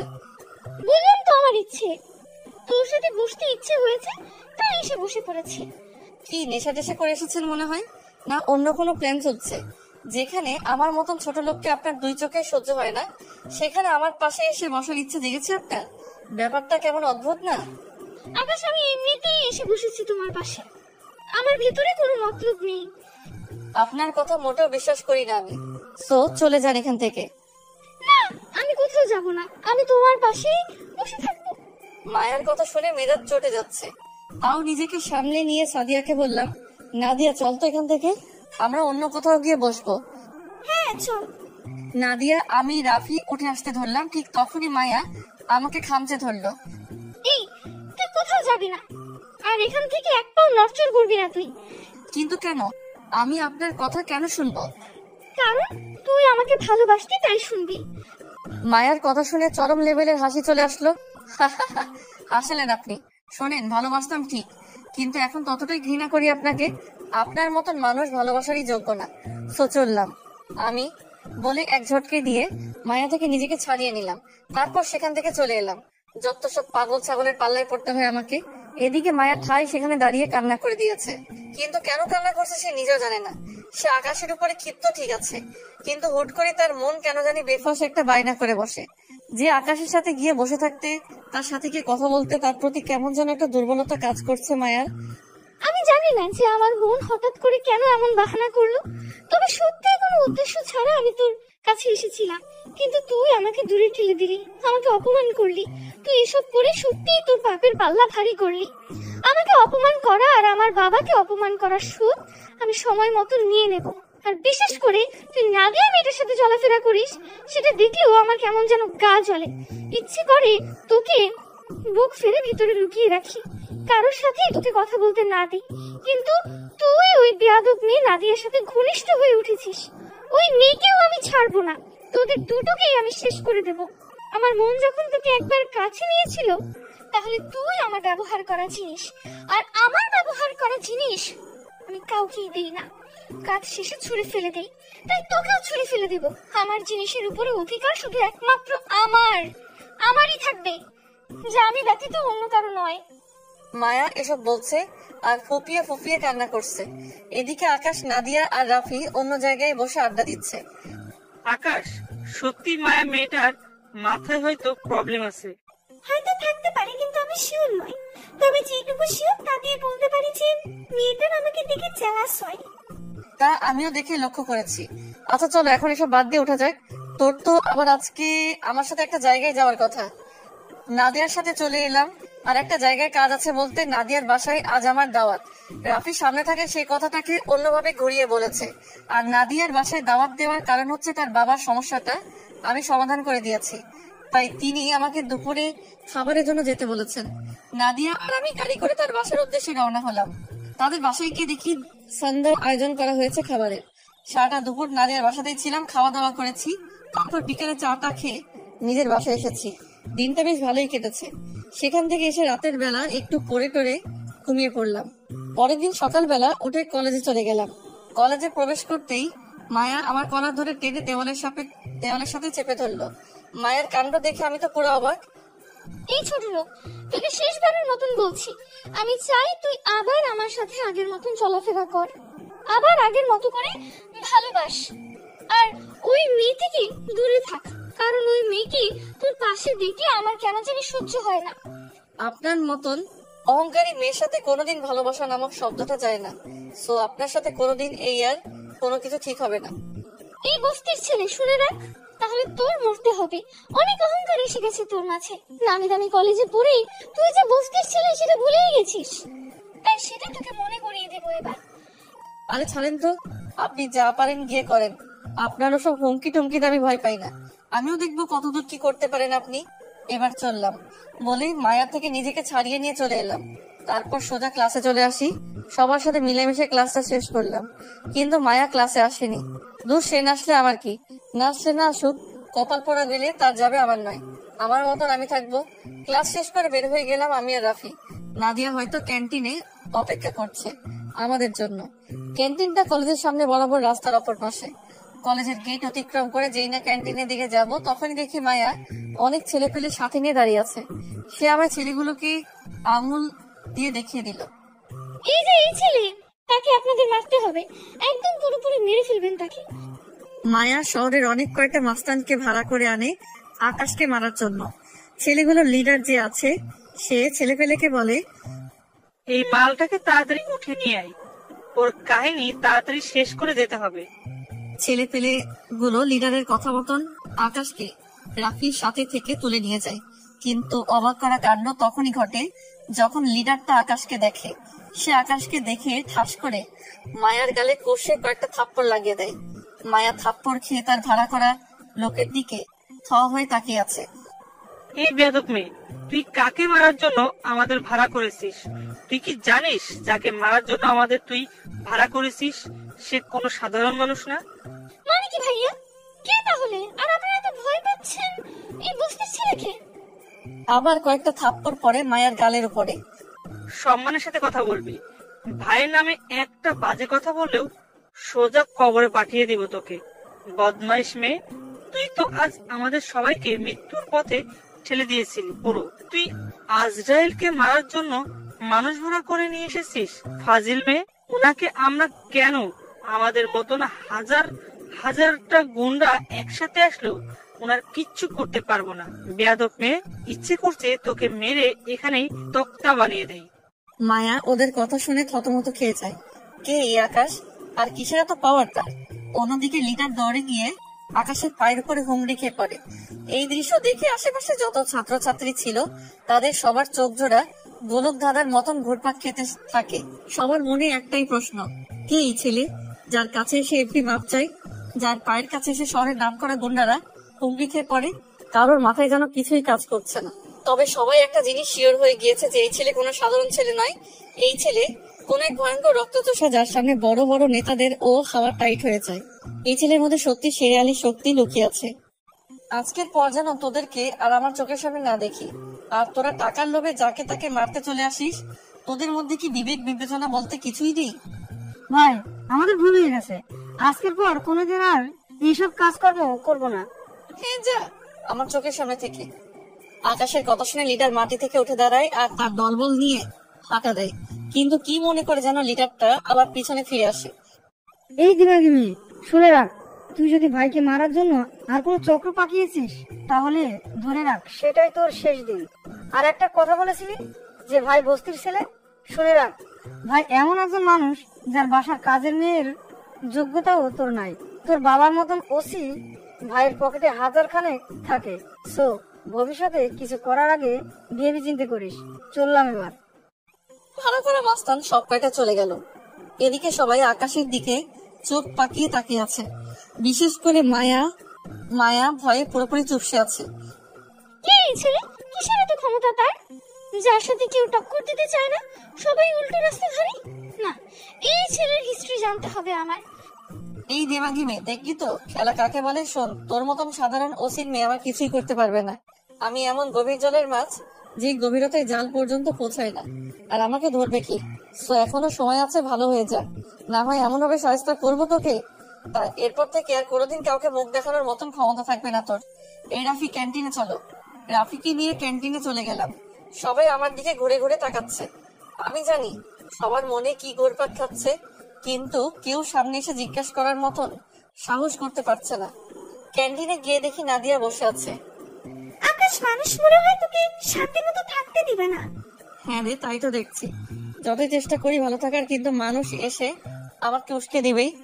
হয়েছে থাক, আর মাথা গরম করতে হবে না, যা হয়েছে হয়েছে, আর বাকি কিছু হলে সেটা সময় দেখা যাবে। এখন সবকিছু মাথা থেকে ছেড়ে ফেল। হ্যাঁ, ঠিকই বলেছিস। নাদিয়ার সাথে কথা বলছিলাম, কিন্তু রাফি পাশ থেকে আমার দিকে চোখ পাকিয়ে তাকিয়ে আছে। আকাশ, কিছু মনে না করলে একটা প্রশ্ন করি? হ্যাঁ, করো। তুমি কে সত্যি করে বলো তো? তোমাকে দেখতে তো সাধারণ মানুষ মনে হয়, কিন্তু আজ 2 দিন ধরে চোখের সামনে যা দেখছি তাতে তো তোমাকে আমার অস্বাভাবিক কেউ মনে হচ্ছে। মনে হচ্ছে যেন তোমার এই চেহারাটা নকল, এই চেহারার পেছনেও কেউ একজন লুকিয়ে আছে। রাফি, এখন ওসব কথা বাদ দাও, সময় এলে সবটাই জানতে পারবে আমি কে। আচ্ছা ঠিক আছে। তারপর নাদিয়া, আমি, রাফি নিজেদের মতন কথা বলতে শুরু করলাম, কিন্তু মানুষের চোখ পাকানো এখনো বন্ধ হয়নি। সবাই বাঁকা চোখে আমাকে দেখছে। দূর, দেখলে দেখুক, তাতে আমার কিছুই আসে যায় না। আমি আমার মতো নর্মাল থাকার ট্রাই করলাম, কিন্তু মায়া সেটা আমায় থাকতে দিল না। সে হঠাৎ করে ক্যান্টিনের মাঝে এসে আমাকে সবার সামনে জড়িয়ে ধরে। আকাশ, আমার ভুল হয়ে গিয়েছে, প্লিজ তুমি আমাকে মাফ করে দাও। আমি না জেনে তোমার সাথে ওসব করেছি, আমি না জেনে তোমাকে বস্তির ছেলেগুলো অপমান করেছি, আমি তার জন্য ক্ষমা চাচ্ছি। তবে এখন তোমার বিষয় নিয়ে আমার আর মাথা ব্যথা নেই। তুমি যে হবে হও, তোমাকে আমার চাই। কিন্তু আমার তো আপনাকে চাই না, আর আমি তেমন কেউ না, আমি বস্তিরই ছেলে। সো নিজেকে গুটিয়ে রাখুন আমার থেকে। তোর না চাইলে নাই, কিন্তু আমার তোকে চাই তো চাই। সরি, আমি আপনার সাথে আর কোনো ধরনের সম্পর্ক রাখতে চাই না। তুই রাখবি, তোর ঘাড় রাখবি। কি তুই একটা গুন্ডা এসে আমাকে হুমকি দিয়েছে বলে নিজেকে অনেক বড় কিছু ভাবছিস, তাই না? না, আমি তো নিজেকে কিছুই ভাবছি না। তাহলে সম্পর্ক রাখতে সমস্যা কোথায় তোর? না আমার মতন তোর মাঝে অহংকার এসে গেছে? এমনটাই যদি হয় তাহলে কিন্তু অনেক খারাপ হবে। তুই যেই হোস না কেন, আমার থেকে উচ্চ বংশের নয় তুই। আর মাথায় রাখিস, আমার বাবা থানার ওসি। মায়ার কথা শুনে পাশ থেকে নাদিয়া হেসে ওঠে। এই নে, বংশ আর বাবার পাওয়ার নিয়ে যখন এতই বড়াই, তাহলে ওর মতো ছেলের পেছনে পড়ে আছো কেন? নিজের মতো থাকলেই তো পারো। এই নে, তুই কোনো কথা বলবি না। তুই যত সব নষ্টের মূল, তোর জন্যই সব হয়েছে। তুই ওর ব্রেন ওয়াশ করছিস। মুখের ব্যবহার ঠিক করেন। না, আমি মুখের ব্যবহার ঠিক করব না। আমি বলেছি তো যে ওকে আমার চাই। এই নাদিয়া, চল তো এখান থেকে। ওর মতো ফালতু মেয়ের সাথে কথা বলাই বেকার। হ্যাঁ চল। মায়াকে রেখে আকাশ, নাদিয়া, রাফি 3 জন হাঁটা দেয়। আকাশ, আমি কিন্তু শেষ করে দিব বলে দিলাম। তুই এখান থেকে এক পাও নড়বি না। যা পারেন করেন। মেয়েটার আসলেই মাথা খারাপ। ক্যান্টিন ছেড়ে আমাদের মতন আমরা চলে আসতে ধরলাম। ঠিক তখনই মায়া পিছন থেকে দৌড়ে এসে আমার মাথার মধ্যে গ্লাস দিছে, সজোরে এক বাড়ি লাগিয়ে দিল। সাথে সাথে গ্লাস ফেটে মাথায় ঢুকে গেছে। মাথা থেকে চুইয়ে চুইয়ে রক্ত পড়ছে। মায়ের কাণ্ড দেখে থ হয়ে দাঁড়িয়ে আছি। পাশ থেকে নাদিয়া চেঁচিয়ে উঠলো, এই বেয়াদব মেয়ে, তুই এটা কি করলি? ওর অবস্থান দেখিয়েছি। সে নিজেকে অনেক বড় কিছু ভাবছিল, কিন্তু সত্যিকার অর্থে সে আমার পায়ের সমানও না। তার চেয়েও অনেক অহংকার এসে গেছে তার মধ্যে। তাই তাকে তার অবস্থানটা দেখিয়ে দিলাম। এবার শান্তি লাগছে। এই বেয়াদব মেয়ে, তুই নিজেকে অনেক বড় কিছু মনে করছিস? হ্যাঁ, তুই জানিস এই আকাশ মাহমুদ কার ছেলে? নাদিয়া আকাশের পরিচয় বলতে যাবে, ঠিক তখনই আকাশ নাদিয়ার মুখ চেপে ধরে। নাদিয়া, বাদ দে, ওর সাথে কোনো কথা বলে লাভ নেই। আজকের উত্তরটা তাকে আমি সময় মতো দিয়ে দিব। এখন চল এখান থেকে। আরে এই বেয়াদব মেয়ে, সে কি? তাকে আমি ভালো করেই চিনি। তাকে আর নতুন করে পরিচয় করিয়ে দিতে হবে না। সে একটা বস্তির ছেলে। তার বাবাও হয়তো বস্তির কোনো দিনমজুর, আর সে হয়তো দলবল করে কিছুটা নাম কামিয়েছে। তাই তাকে ছেলে পেলে মারতে আসে না। কিন্তু শোন, এইসব পাওয়ার আমার সামনে চলবে না। একদম বাবাকে বলে শ্বশুর বাড়ি নিয়ে যাওয়ার ব্যবস্থা করব। মায়া আকাশ আর নাদিয়াকে এটা সেটা বলেই যাচ্ছে, কিন্তু তারা কোনো রিয়াকশন না করে তাড়াতাড়ি সেখান থেকে জায়গা ত্যাগ করে। আকাশ, তুই আসলে পাল্টে গেছিস। ওকে ওর জায়গাটা একটু দেখিয়ে দেওয়া উচিত ছিল। তোর আসল পরিচয়টা দিলে তার অহংকার পূর্ণ রাস্তা ধরে পালিয়ে যেত, কিন্তু তুই দিতে দিলি না। নাদিয়া, সবসময় সবকিছু বলতে হয় না। সময় আসলে সে নিজেই জেনে যাবে কে, তখন তার সমস্ত অহংকার ধুলোয় মিশে যাবে। হ্যাঁ ঠিক আছে, কিন্তু বেয়াদব মেয়েটা কি অবস্থা করেছে তোর মাথা? আজ তো একটা জানোয়ার আসলে সে। চল, তোকে হসপিটালে নিয়ে যাই। নাদিয়া আমার মাথায় হাত দিয়ে চেপে ধরে রেখেছে। তারপর রাফি আর সে মিলে আমায় হসপিটালে নিয়ে গেল। মাথায় অনেক কয়েকটা কাঁচের টুকরো ঢুকেছে। ডক্টর সেসব বের করে ব্যান্ডেজ করে দিল। এসব করে বাসায় ফিরতে ফিরতে প্রায় বিকাল হয়ে গেল। আসলে মেয়েটা সাইকো, না হয় এত কিছুর পরেও আমাকে মারার সাহস করতে পারতো না। বাসায় এসে বিছানায় শুয়ে আছি। 100 রাত হয়ে গেল। রাতের বেলায় বিছানা ছেড়ে উঠে খেয়ে নিলাম, পরে আবার ঘুমিয়ে পড়লাম। পরের দিন সকালবেলায় ঘুম ভাঙলো 10টায়। উঠে দেখি কলেজ টাইম পার হয়ে গেছে। এছাড়া আজ এমনিতেই কলেজে যাব না। শরীরের অবস্থা 12টা, সেখানে কলেজে গিয়ে কি হবে? তবে নাদিয়াকে একটু ফোন দিয়ে বলে দেই যে আজ কলেজে যাব না। অবশ্য না গেলে সে বুঝতে পারবে কেন কলেজে যাইনি। না, তাও জানিয়ে দেই। ফোনটা হাতে নিয়ে নাদিয়াকে ফোন দিব, তখনই দেখি নাদিয়ার 25টা মিস কল। ও আল্লাহ, এত কল কখন দিয়েছে সে? সাথে একটা মেসেজও আছে, তুই তাড়াতাড়ি কলেজে চলে আয়। এদিকে একটা ঝামেলা পেকে গেছে। নাদিয়ার এমন মেসেজ দেখে তাড়াতাড়ি শার্ট গায়ে দিয়ে কলেজে চলে গেলাম। কলেজে পৌঁছে দেখি 15 থেকে 20টার বেশি গাড়ি কলেজ মাঠে দাঁড়িয়ে আছে। আর্মি, পুলিশ, আরো বড় বড় কর্মকর্তাকে দেখা যাচ্ছে, সাথে মায়ের বাবাও রয়েছে। এদিকে ক্লাস পুরোপুরি বন্ধ করে দিয়েছে শিক্ষকরা। সবাই কলেজ মাঠে দাঁড়িয়ে আছে। ছাত্র শিক্ষক কেউ বাদ নেই, সবাই চুপচাপ হয়ে আছে একদম। আমি ধীরে ধীরে সামনের দিকে এগিয়ে গেলাম। মনের মধ্যে কেমন একটা কু ডাকছে, কিছু তো একটা হয়েছে কলেজে। ধীরে ধীরে সামনে যেতে দেখি সবার ভিড়ের মধ্যে একটা মানুষ চেয়ার নিয়ে বসে আছে। আমি লোকটাকে দেখেই পুরো অবাক। লোকটা আর কেউ নয়, তিনি হলেন আমার বাবা আফজাল সাহেব। কিন্তু তিনি এখানে কেন? আমি তাড়াতাড়ি পিছনের দিকে হাঁটা দিলাম, ঠিক তখনই সেই চিরচেনা কণ্ঠে ডাক দিল,